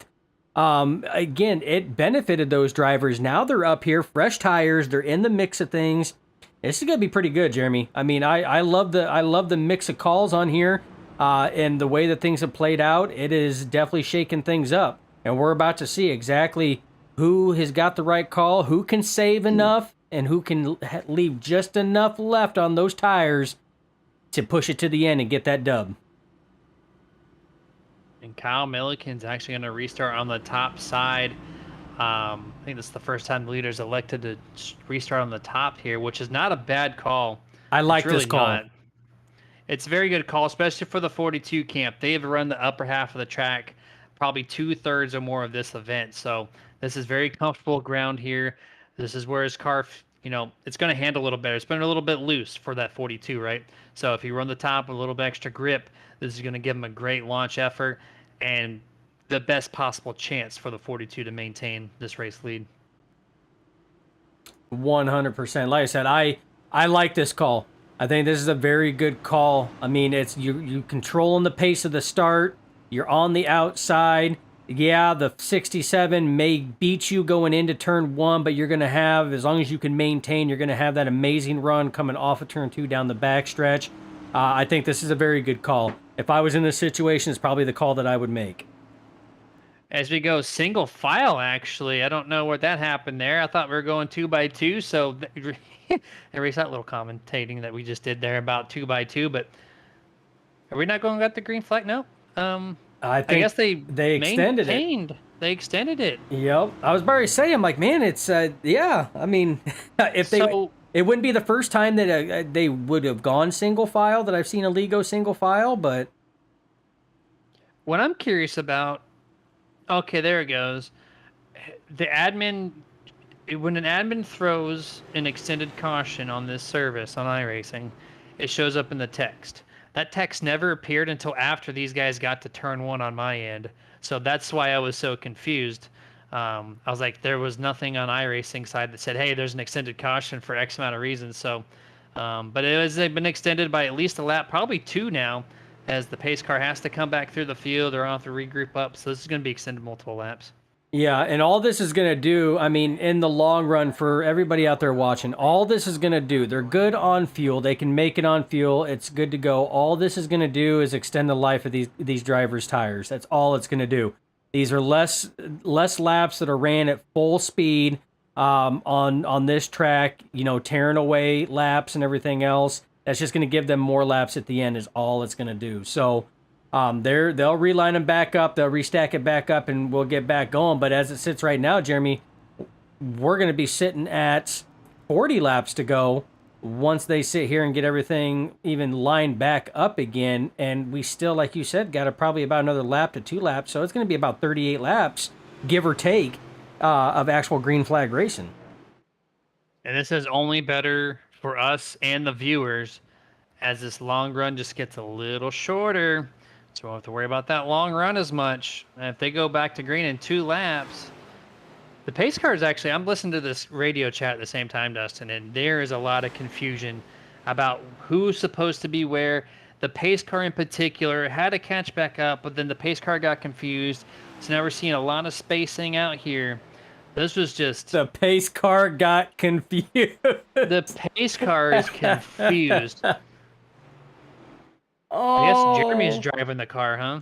Oh, I don't think I've ever heard that the pace car got confused. So, and the thing is these drivers, they can't do anything, so they can only do what they're told to do. And it's blinking up there right now. And right now, the pace lights are not on this car, so it's telling them that they're gonna go green this time by, but they're not even fully lined up to go green this time by. And they're single file.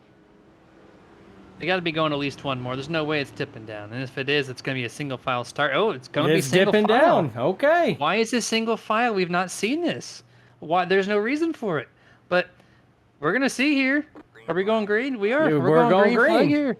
This is a rare sight here for FTSR. Single file restart in the Cup Series. This is going to allow Kyle Milliken to just get a great start here. gets about a 2-car length advantage over the 67 of James Wallace. And there he is, right to the middle of the track where he's been all race long. Oh, it looks like the 30 of Bartel gets a little loose. Going to lose a spot here. It looks like to the 29 of Gassion entering 3. Yeah, like I said, I mean, it's not uncommon. I've seen leagues do it before. Just it's not a common occurrence that we see happen here at FTSR, which is why it threw us for a little bit of a loop.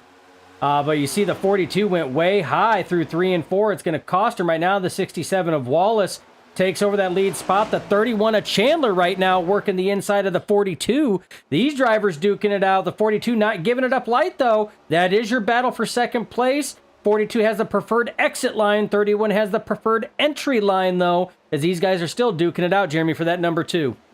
James Wallace wants this to continue more and more. They're still side by side. Wallace cannot extend the lead, but at the same time, he is saving the most tires out of this top 4, who's kind of separated themselves between them and 5th place TJ Bartel. 31-42 still side by side through the backstretch. Yeah, as they go down the backstretch, side by side is the 31 and the 42. 42 with a little bit of an edge going in. 31 brings it nose to nose as they come off the corner. Little loose by the 42. That's going to allow the 31 to capitalize and clear for the P2. Now 19 of Richie Coy inside of the 42, challenging for that 3rd spot. James Wallace has a lot of work to do, and as I say that, nope, the 31's just too strong. Through turn 1 alone, the 31 just cleared James Wallace with no problem. Jeff Chandler back to where he is most rightfully so in 1st place, coming up to lap 165. 36 laps to go in this event. Yeah, 36 laps to go, and this might benefit the 31 this short run because I mean if he's got a very strong long run car, chances are he could probably push it and still be decently good on that short run as well. So this is a dangerous combination right now. The only thing that you can do is maybe try to pressure that 31, make him burn his stuff up a little faster than what he's wanting or expecting, but that's not what's happening right now. As the 19 of Coy, the 67 of Wallace now side by side. Back behind them, you got the 42 of Milliken and the 30 of Bartel side by side. They're 2x2 as they dive it off into turn 1. Caution flag is out. This one looks like it's going to involve the 27 of Ryan Chapman. He is right now perpendicular on the front stretch quad oval section here, as it looks like single. Oh, got the apron there. That's what kicked him off loose, and oh, the 44 almost cleaned the rear end off, but then just squares up to the front stretch wall. Nobody hit him, Dustin. Nobody. Wow, that was crazy. See how loose it is, and my goodness. That was so close by the 44 of Beck. Excellent heads-up driving by everybody on that one. The way you locked onto the 27 there without hesitation, great camera work there, but that was so close. And one little touch from the apron. These next-gen cars do not like banking transitions like that, and you clearly saw one of the best here at FTSR hit it one time and get self-spun, and thankfully everyone was single file and able to avoid them. Yeah, now the question is, I mean, there was a single car incident, no damage on the 27. You got to look at the bright side. That's excellent. Now the big question is, what do these guys do to try to stop that? And oh, look at the strategy on this one here. The 31 stays out. His teammate TJ Bartel stays out. The 29 of Gassion stays out. Everybody else goes in with the exception of the 4 of Lang and the 9 of Colby Mice. They stay out, but everybody else comes in to get that fresh rubber. Jeremy, what do you think about this call here? Well, I can tell you said to throw out the playbook about 30 laps prior. Well, if you have any pages left over, crumble those up and throw them in the trash can. This is going to change everything up. I have no idea. This car is so fast, but fresh tires with still over 20 laps left to go. It's going to be big. It's going to really equalize everybody in this field against the 31 there of Jeff Chandler. So I am now super curious of how he's going to be able to hold up on this restart. Yeah, and that's just it. You know, this is, I don't know. I like this call too, Jeremy. I really do.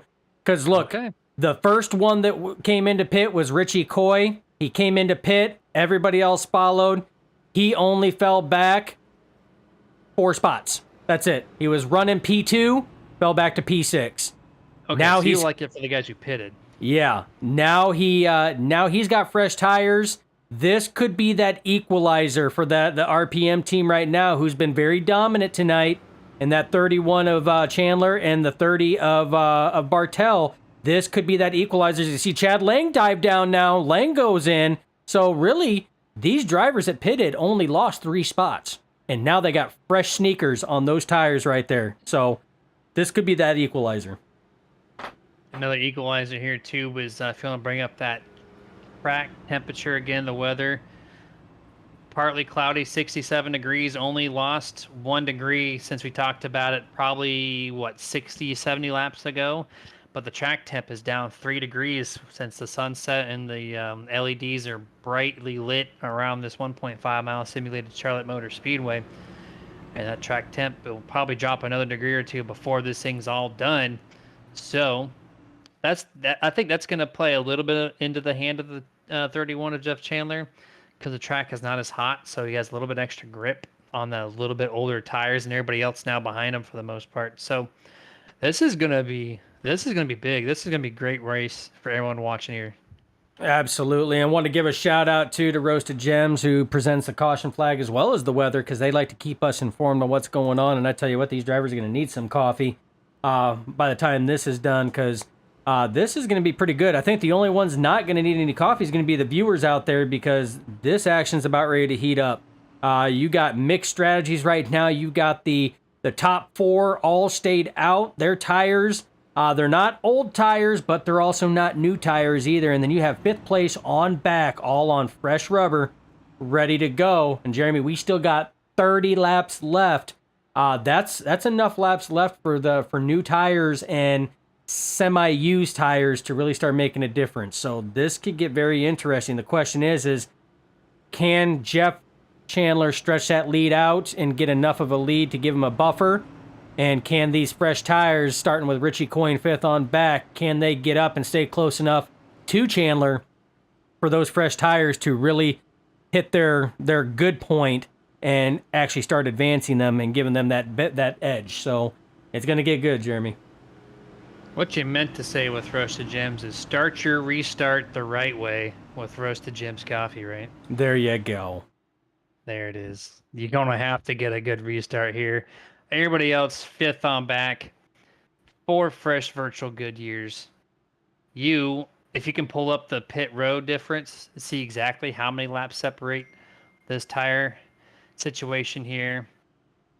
See Bartel. 18 laps. 7. Yeah. So at the least amount is going to be Colby Meese in that number 9 at 16 laps. Then you have Gassion at 17 lap old tires. Bartel and Chandler at 18 lap old tires since the last time they pitted. Everybody else, 0 lap old tires. So that's where it's going to make the difference. Yeah, it's a big number. So expect some things you haven't seen yet. Can RPM Motorsports do this? We're going to find out. Pace cars down, 30 laps to go when they get to the line. Go into the restart zone. Do not spin your tires here. Green flag is out for the 6th time this evening. And the 29 gets a great start with the 31 here on the bottom. It's going to drop TJ Bartel back to 4th already as the 19. Oh, we got a little checkup here with the 9 of Colby Mice. Backs up to 67 and 22. They're going to go 3 wide through turn 2. The 37 gets loose off of turn 2 as well. Yeah, that is not what that high side wanted to see with the 9 of Colby Meese. Definitely checked everybody up. Everybody gathered it back up right now and starting to go. But right now you got Chandler is up there battling with the 29. The 29 giving the 31 a good run for his money right now as they were side by side at the line. Now side by side going into turn 1. 29 had the preferred entry. 31 has the preferred exit lane. But the 29 still has just a bumper on the inside. Not quite clear yet. This is a good drag race right here, Jeremy. Finally clears that 29, does the 31 of Chandler. Finally got around him. R&R Motorsports driver Austin Gassion trying to do something with RPM here. But right now, I'm surprised that the guys fourth, fifth, and sixth have not really made any more ground. I know there was some checking up there on that restart, but outside of that, still a lot of space between the top five. Each individual car got several car lengths in between them. But as we get to about lap 180, 190, I think that's where we're going to start to see that close Oh, up. Oh, big loose, still loose, 34 or 43 around heavy oh, impact. Wallace James gets it. Wallace. Chad Lang slides down pit road, hits the inside part of the pit road wall. Caution is out for the 7th time this evening, Dustin. Oh my! It almost looked like that it was going to Meglin was gonna save it. This started with just a little bit of contact between the geez, hard impact there. So that looked like it even got Milikian got into it as well. That was hard impact. It looked like we're gonna try to roll it back. I think it was a little bit of contact between That's a lot of it. well, I mean, between the 9 and the 43 there, as they went in, there was just a little bit of contact. Tried to save it. Then just a little bit of air. Yeah, Milikian got it on the side. Wallace hard. The 21 of Curran got it. 10 of Gum got it. So a lot of impact there from a lot of drivers. Colby Meist is through into the corner, and the 43 of Melgan did not see that run, that pass attempt entering turn 3. And they found each other going for the same real estate. And he did an excellent job trying to save that car as best he could, but he finally overcorrected a little too much, found the outside wall, and it brings out that 7th caution as we're going to backtrack this replay footage here and see on board what it looks like from, it looks like James Wallace, the 67. Here we go. We're going to see that dive to the bottom here. Colby Mice directly in front of James Wallace. Gonna make that late dive to the corner. Dives it in deep. 43 didn't see it, makes that contact, and it just does everything you can. A little bump, but then just nowhere to go. You can't go low. You got cars below you. Heavy impact there. Yeah, and the 67 of Wallace tried everything he could to try to stay out of the back end of the 43 there, and he was slowed up so much he couldn't maintain. So tough break. That takes a lot of your fast cars that we know had a lot of speed early on. James Wallace in the 67, we have to believe that his damage is probably enough to take him out of contention. Robert Milikian is also in there. I mean, he had some heavy right side contact there. We're going to see exactly how much he can fix. I don't know if that right front tire was dislodged and was hanging on by the tether or not, because if so, and it doesn't look like it. Otherwise, he would not be coming out of the pit. So we'll just have to see what damage it is. A little bit of crinkle there, but he had heavy right side damage from the 43. Yeah, of course, the man has such a strong car each and every week, gets once again in some type of situation to take him out of a top 5 contention there, that being the 22. As we're going to go 2 laps to go on this before we go back to restarting this race for the 8th time. This time we're going to find teammates going to be nose to tail, I would imagine, with the 31 and 30 being starting in 1st and 3rd. This is going to move Richie Coyne to 4th, so it's going to put him in a pretty good spot, I would say, to make any type of run happen here. Does the 31 stay at the top, though? Does he make that call to go to the top? Or does he go to the bottom and run with his teammate? And here's the thing. I mean, at this point, you don't want to do anything that's going to put you or your teammate in a very questionable situation.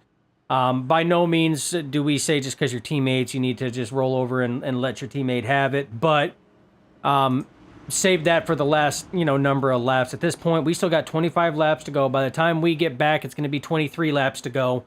At least get it closer to that checkered flag before you throw everything out the window and say whatever happens to the best driver goes the glory and the victor and the spoils. But up until that point, I think you guys need to try to maintain. I mean, you're in a good spot right now. You've got 2 teammates holding 2 of the 3 podium positions. So I think there should be a little give and take on this one here. But once you get up to about that 5 laps or left to go, if you're nose to tail, absolutely duke it out. 31 goes to the bottom, so the 30 and 31 teammates will go nose to tail. So this is going to be great for the 30 of Bartel, because he's now obviously in the same comms as the 31. The 31 can count down TJ Bartel and say, hey, I'm going to go 3, 2, 1, hit it. And so I expect them to be really close and buttoned up getting to turn number 1. That's going to block any chance of Austin making a drop to the bottom if that does go according to plan.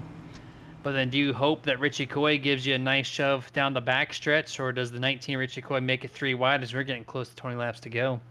At this point, I have to say that right now, if I'm Gassion, 19 is my best friend right now. Give me everything I can to try to maximize that push, because you're going to have to do something to try to break up that 31 and that 30 right now, because those two are, I tell you what, they're a tough tandem right now. So, but at some point in time, here's the thing: when it comes to Richie Coy, he's not afraid to push it when he has to. But Jeremy, you've stated it a number of times. He's usually a driver that will wait until a mistake is made and then capitalize. Yeah, 100% there. And here we go. We're going to go green flag for the 8th time. Restart is out. A little bit of a checkup there on the top side. The 30 and 31 have a gap. The 30 did not match the restart like I expected.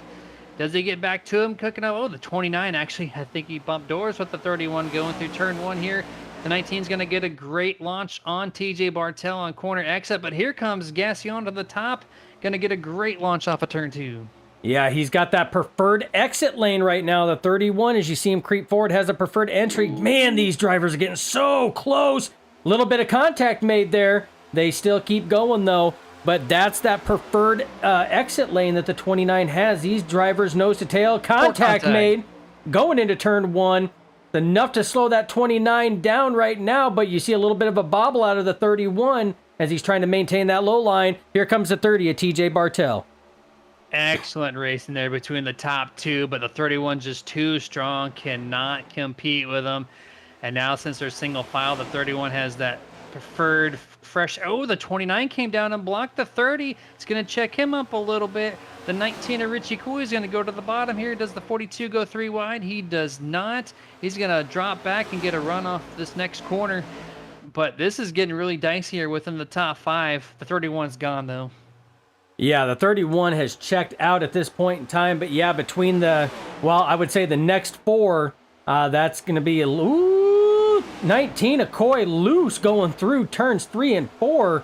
Is able to maintain, but loses all that ground he just made up. Falls from battling for 3rd, now all the way back to 5th. Now he's got the 30 and the 42 in front of him. 30 goes high this time, trying to run alongside the 42. Dead heat down the back straightaway here. As you see, about the battle for 10th is really underway here. Multiple cars side by side still trying to figure out where they want to be as we're now under 20 laps to go. Yeah, 20 laps to go. This race in here is getting heated up. The 42 of Milikian right now trying to work the inside of Bartel. Bartel able to clear. Richie Coy still trying to gain back up what he lost with his car getting loose. 19 laps to go, but Jeremy, they are all chasing that 31 of Chandler right now as he has just checked out right now, stretching that gap between himself and the 29 of Gassion.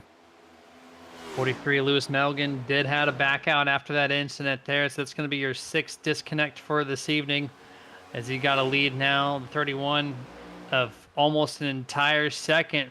The 29 of Gassion definitely holding on strong here. It looks like the 10-plus lap tire differential is really not playing the dividends that I initially expected as these guys are holding strong. Here's the 42 going to make the pass on the top side of Richie Coy. Yeah, Richie Coy's been trying for about the last lap to get by the 42 of Milliken right now and just not able to do so. And yeah, Jeremy, it's just, I don't know if we haven't had enough laps to really test it out. I mean, it could be that these tires may not come into effect until about the last 5 laps, depending on how hard these guys are pushing it. Like, we don't know how hard the 31 of Chandler is pushing it right now to make sure that he maintains in front as the 29 goes down to block the line for the 30 of Bartel. That was a hard, aggressive block going down there to make sure that 30 stayed behind him. Wants to do proud for this team and get in the best possible position possible. 16 laps to go in this event. Austin's doing a great job of keeping this position. He wants to get this 2023 B season underway in P2.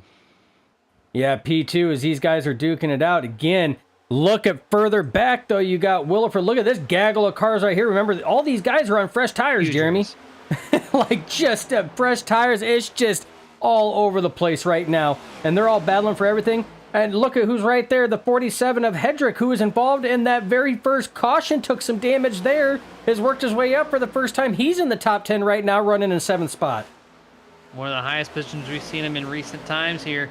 Running a great race. We'll see if the 22 has anything for him as he's trying to trek back to the field once again after being involved in, I think, 2 wrecks this evening.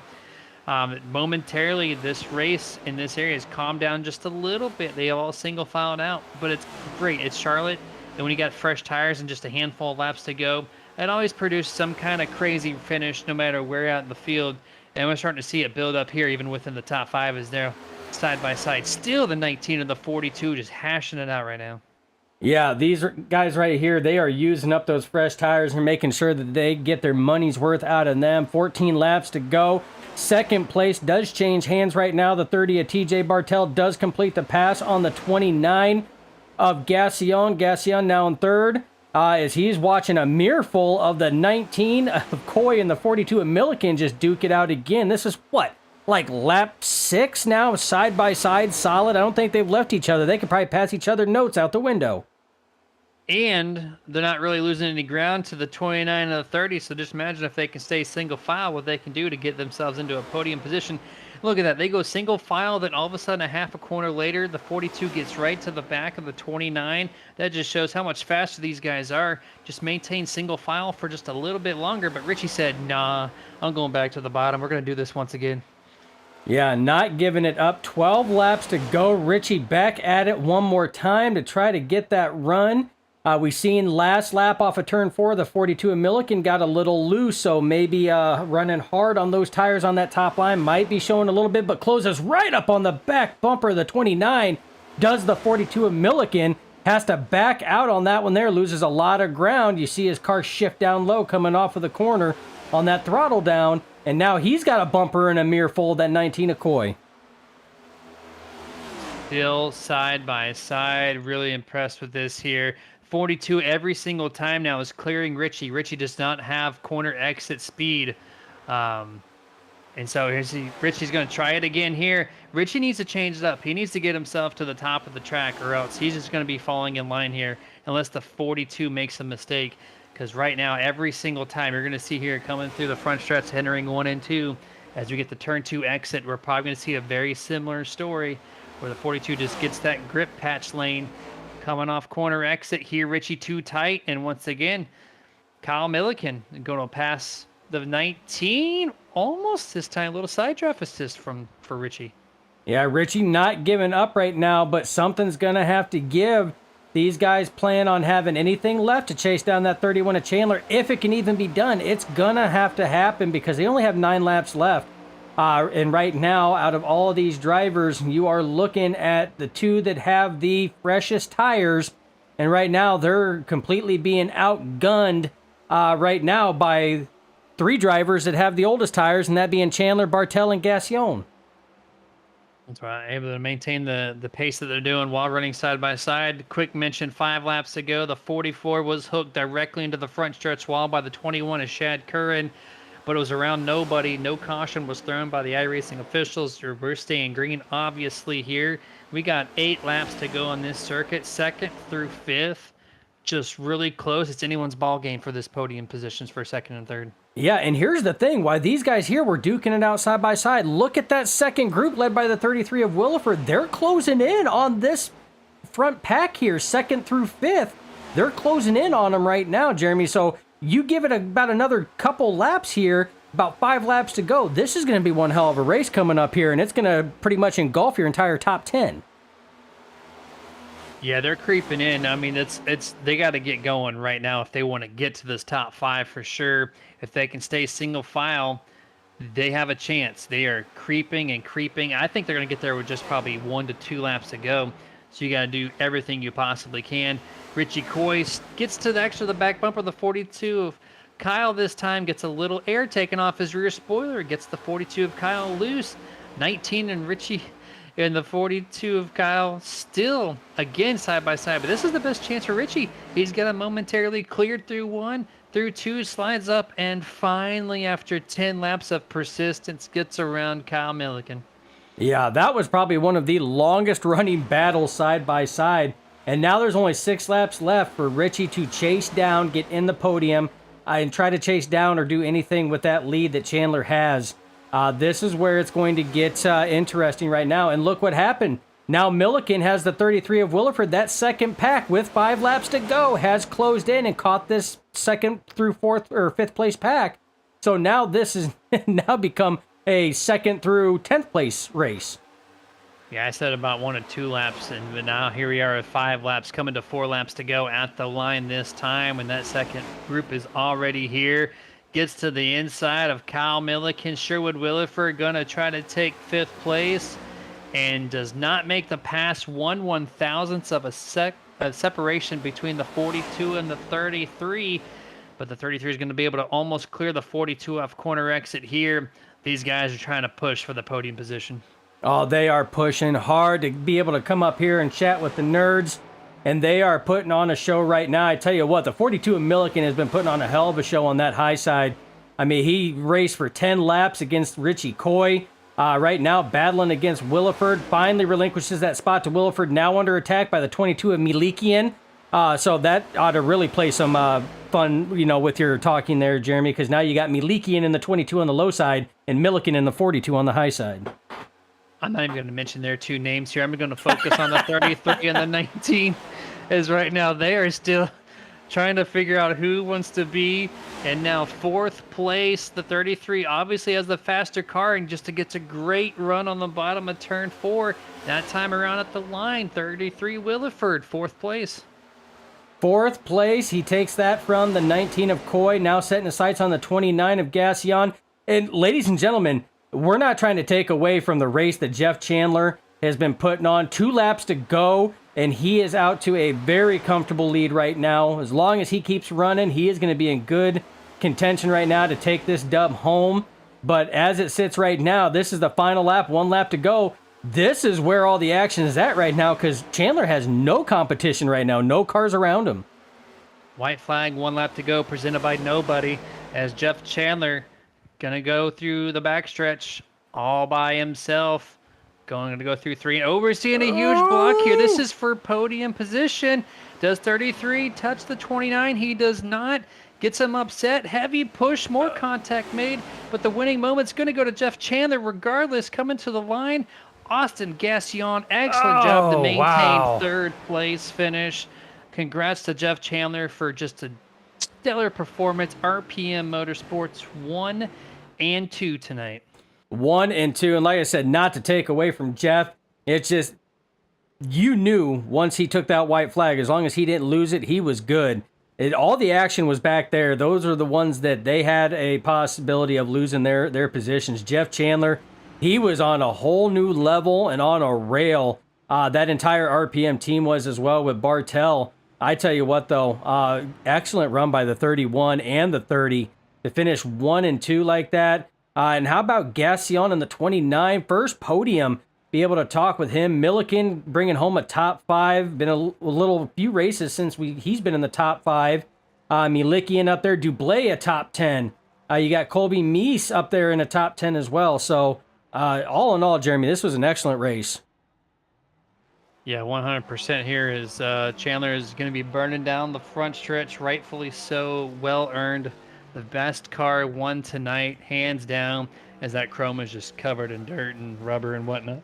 But as he does burn down the tires through the infield now and into the turf, we're going to go over the unofficial results here for the opening race of the Mach-1 Performance Cup Series at Charlotte. Jeff Chandler brings home P1, TJ Bartel, teammate alongside him in P2.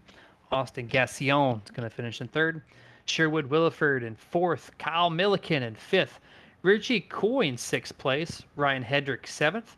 Robert Milikian 8th. Brian Dublé 9th. Tonight's top 10 car, the 9 of Colby Mice. 11th place, Alan Doranco. 12th, James Torrey. 13th, Shad Curran. 14th, Colton Gum. 15th place, you'll find Ryan Chapman. 16th place, Chad Lang. Chris Beck, his teammate's going to be right behind him in 17th. James Wallace, 18th. Lewis Melgan, 19th. Joshua Johnson. Everybody else is disconnected from the rest from the race tonight. Was Joshua Johnson in 20th, Hollingsworth 21st, Connor LaFrance 22nd, Troy Torgerson 23rd, Tony Solari 24th, Lane Allen 25th, Mark Brannigan Jr. 26th, Wayne Grassi 27th, and Brandon Elder last place in 28th. And Dustin, this is going to kick us to our full screen commercial break. We're going to go grab our top three, line them up, and we'll come back and have a word with them after these messages.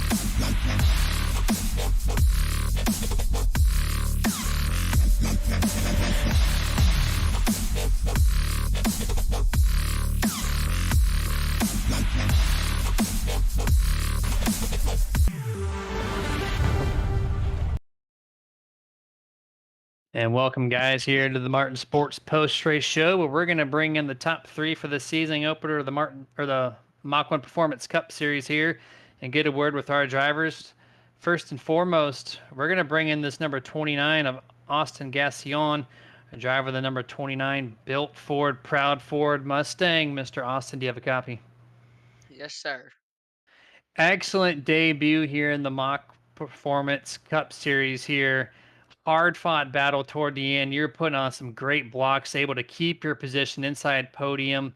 How did you find the league, and how did you prepare for tonight for your seasoning opener race here?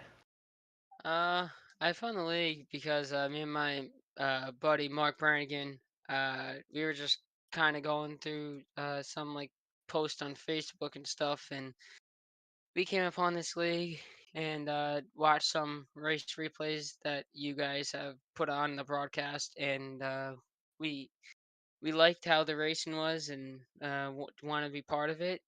And just last week official was here, so we kind of just got a base set up and built to our preferences because each driver had different feelings. And as the race went on, kind of did a little adjustment here and there due to the lights going on and it becoming dark.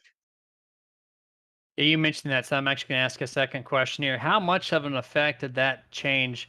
Not too many times do you get to see the day to night transition. So, how much in your guys' setup did it change that car? Uh, I wouldn't say it changed a lot. I mean, it was a decent car at the beginning of the race, like in the sunlight. But once the lights came on, I feel like in my car, it just turned into a rocket ship. Not going down and how it was in the sun, but in, definitely in when the lights came on in the darkness, I felt quicker. And in the long runs in general, I always feel quicker. But I feel like the car overall was really good, and these types of races are always fun because it always you can have a good car at the beginning, but if it's not good, say at the end in the dark, then you ain't gonna be there at the end. Yeah, it's 100% correct there. And yeah, just congratulations on an awesome third place finish. You did a hell of a job tonight. Season opener, your debut here in the Cup Series. The floor is yours. Who would you like to thank before we let you go this evening? I want to give a shout out to uh, my PR guy. He really does a lot in behind the scenes, and he doesn't get a lot of love. I want to give a shout out to my teammates, Mark Brannigan, uh, and well, not my teammates, but my fellow friends that help. I want to give a shout out to my sponsors, Dubby, 213 Simware, and Butt Kicker, uh, and you guys for definitely putting on a show yourself by broadcasting, and you do such an excellent job. It's always fun to go back and watch them.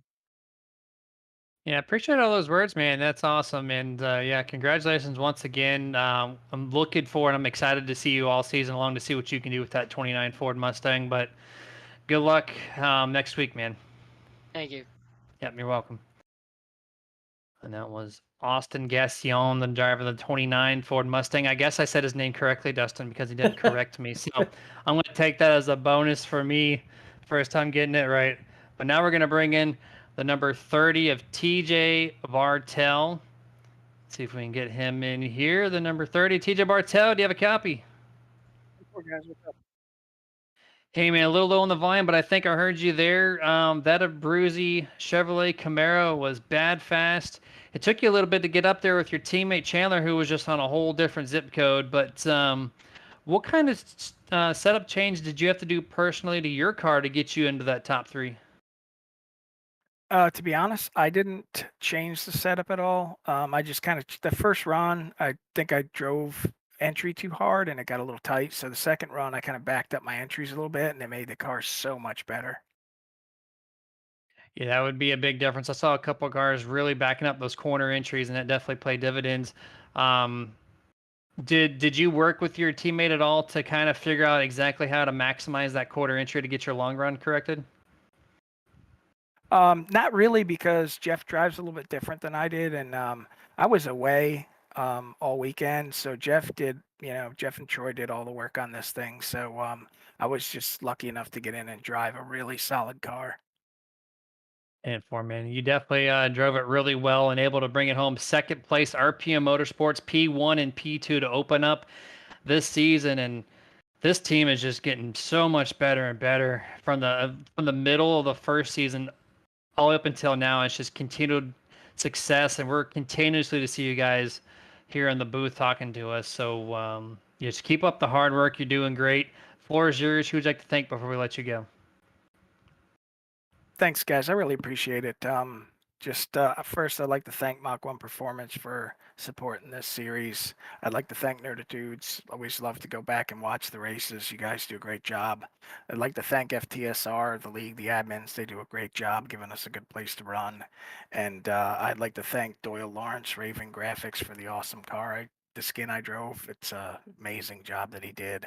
And I cannot thank enough Jeff Chandler and Troy Torgerson for we just get along so well, and Jeff puts some really awesome cars under us. So it's all due to the hard work those guys do, and I just can't be happier for Jeff to have that win, and happy to finish second to him.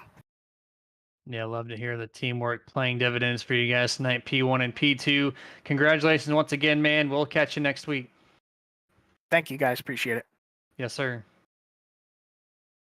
And that was the number 30 of TJ Bartel in the Abruzzi Chevrolet Camaro. Now it's time to bring in the man that was on a mission tonight to lead as much laps as possible, Mr. Jeff Chandler in the 31 Abruzzi Chevrolet Camaro as well. How are you doing tonight? Whew, I'm wore out, but I sure didn't make it easy on myself, that's for sure. Man, you had the race won on lap 10, and then you get the stage break. You made a mental mistake of going 2-mile-an-hour over pit road speed.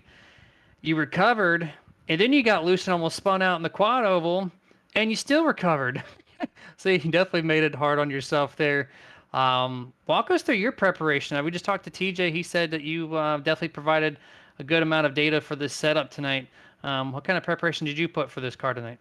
I put in just a touch over 700 laps, and What's it? yeah, I was had some time off, and it's eh, I think I think at the beginning of the season I just kind of got out of it what I was putting into it, which wasn't a whole lot. But to run with these guys here, you've got to put in the work, and that's what we've been doing for the last few weeks, and it's paying off. This set here, pretty damn proud that I built it from scratch, and I worked on it and worked on it, and I felt like it was good. I didn't even run any open races or any of the 600s because I didn't want to show my hand. I just felt like it was that good. And, tonight was the first time I ran with cars, and it was good. It was really, really good. I was very proud of it. Yeah, I was pretty impressed stuff, and I'm really glad he didn't tell me. I just showed up with 5 minutes of practice, like most other guys did, and come out here and dominate a race. So, 700 laps, that's huge. You can carry this setup a long way with you, man. Just kind of tweak it as the updates come around, and that thing is a rocket ship. I wasn't going to ask you a second question, but I wanted to bring it up because I saw it on our reel on the main screen here. The 29 in you battling there for the race lead with 20 laps to go, making some door contact. That was some pretty impressive stuff. Dude, were you worried at all that things could go south with that race, or were you pretty confident with Austin's driving? Well, honestly, I think might be Austin's first race in the Next Gen series. So I Correct. haven't raced against him before, so I really didn't know. But I'm like, hey, he made it into the league. He's obviously can drive pretty good, so I just took my chances. But he rubbed me a little bit, and I rubbed him back. It's just, give me a little, I'll give you a little back. But I don't think he was going to try to wreck me, and I certainly wouldn't have done that to him. So it was he was trying to get it, and so was I, and I was lucky to come out on top of that because he was on fresh tires. Yeah, absolutely. And you were still able to hold him off too. So just congratulations once again, man. That's your first checker flag of this season. Obviously, being the opener, I expect a lot more flags to go to RPM Motorsports for sure. But the floor is yours. Who would you like to thank before we let you go this evening? Well, the big one goes to Brooks and Will and the guys at Hyperforce Esports. They helped me out quite a bit in my league stuff, and even though it doesn't do anything for them personally, they're road to pro guys, and they support me, and I appreciate them so much. And Don Wheaton Chevrolet, love being sponsored by Don Wheaton. Judd Danielson and Abruzzi, and Racer Apparel. Gosh, I've run them on my car for years, and I have no I can't even imagine not having them on my car. Doyle Lawrence of Raven Graphics, man, he's the best in the business. I say it every time, but I haven't seen anybody better. I can't wait for his next creation. He always comes up with something really killer. Also, Kenny Capola and Brian Britt, James Watson, Vincent Crow at Team Watson. They've teamed up with us, and we're working so good together, and just enjoyed this merger with them, and it's working out really good. Of course, Nerditudes and FTSR, man, I just love racing here. The guys are great, competitive, and to get a win, it really means something here. Yeah, absolutely, man. And yeah, good words all across the board. You got excellent partners, it sounds like, behind you. And it's good motivation to carry you each week in and week out to get these runs underneath your belt and continued success, man. So congratulations once again. Go get them next week, and we'll catch you then. Thanks, Jeremy. I appreciate it. Take care, Yes, guys. sir. And that was the number 31, Jeff Chandler. 700 laps, Dustin, before coming into a 200 lap event. Count that basically 1,000 laps in the past week or so here. What kind of effort is that? That is race winning effort. Yes. We'll put it right there. That's race winning effort. 900 to 1,000 laps. That's a lot of rotations around this track, but I mean, it shows he had the car to beat. And with him putting that out there on the broadcast on the air, it puts it out there for all the other drivers now. They know what Sets the level. standard. Yeah, it sets the standard. They know what level they have to bring. If they want to compete, they know what level they have to bring. And all that's going to do is set the standard and increase the competition over here at FTSR, if that was even possible. But I'm telling you, it's going to be possible. You know, when you hear those numbers, the teams are like, "Uh-oh, we got some work to do," because they just continue to do so well each week in and week out now since joining here at the top of the year. But um, this is our time to close it out, Dustin. It's been a long one. 7 cautions, the longest race of the year, 300 miles at FTSR. It's almost approaching midnight here on the East Coast, so we're going to bring this thing to a close. But before we do so, we're going to shout out our sponsors one last time. You see them on the right-hand side of your screen. But I'm going to go over each and every single one, starting at the top. Full Throttle Sim Racing. Been doing this since 2006. iRacing since 2017. These guys have stood the test of time, and not many leagues can say they've done this for almost 20 years. So if you want to be part of this action and completely fill this race up each time you watch it, head over to FTSR.net. Mach-1 Performance Cup Series sponsor. It's a race fabrication shop that's produced champions and winners of all sorts of racing divisions within the area and then some. Find them at Facebook at facebook.com/Mach-1 Performance. Sim Racing Points, your all-inclusive league points management system that allows you to completely track your stats. If you want to take a look at their software, they can display it at FTSR.net or go to simracingpoints.com. Either way, see what they have to offer your league. It's going to make your stuff look really professional at a great price point. Martin Sports, top quality apparel that makes you look stylish and feel comfortable, which is super important. See the whole apparel lineup at martinsports.gg. iRacing, iFlag, get your notifications a fraction of a second faster without ever leaving your focus from the racing action. You'll find them at iRacingIFlag.com. Butt Kicker, the ultimate feel from a race car with the haptic response system from the Butt Kicker system. Find them at thebuttkicker.com to see their full apparel or a full product lineup for your haptic sim rig stuff. Team Watson Racing Setups, quality professionally built setups for all your asphalt oval needs. Visit them at teamwatsonracing.com for pricing and packages. And then the mostly promoted sponsor tonight, Roasted Gems Coffee. Start your day the right way with roastedgems.com.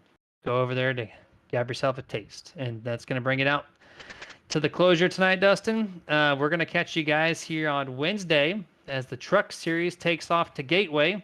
Let's drive a little short track stint. You see it on your right-hand side now. You got Worldwide Technology Raceway, followed by Iowa, off week, and then Nashville Super Speedway, which it's kind of a cookie cutter, kind of like a short track style track on the concrete surface. It's whatever. It's its own little product there, but either way, it's gonna be a fun set of weeks. But you guys, until then, stay safe. Get your nerd on.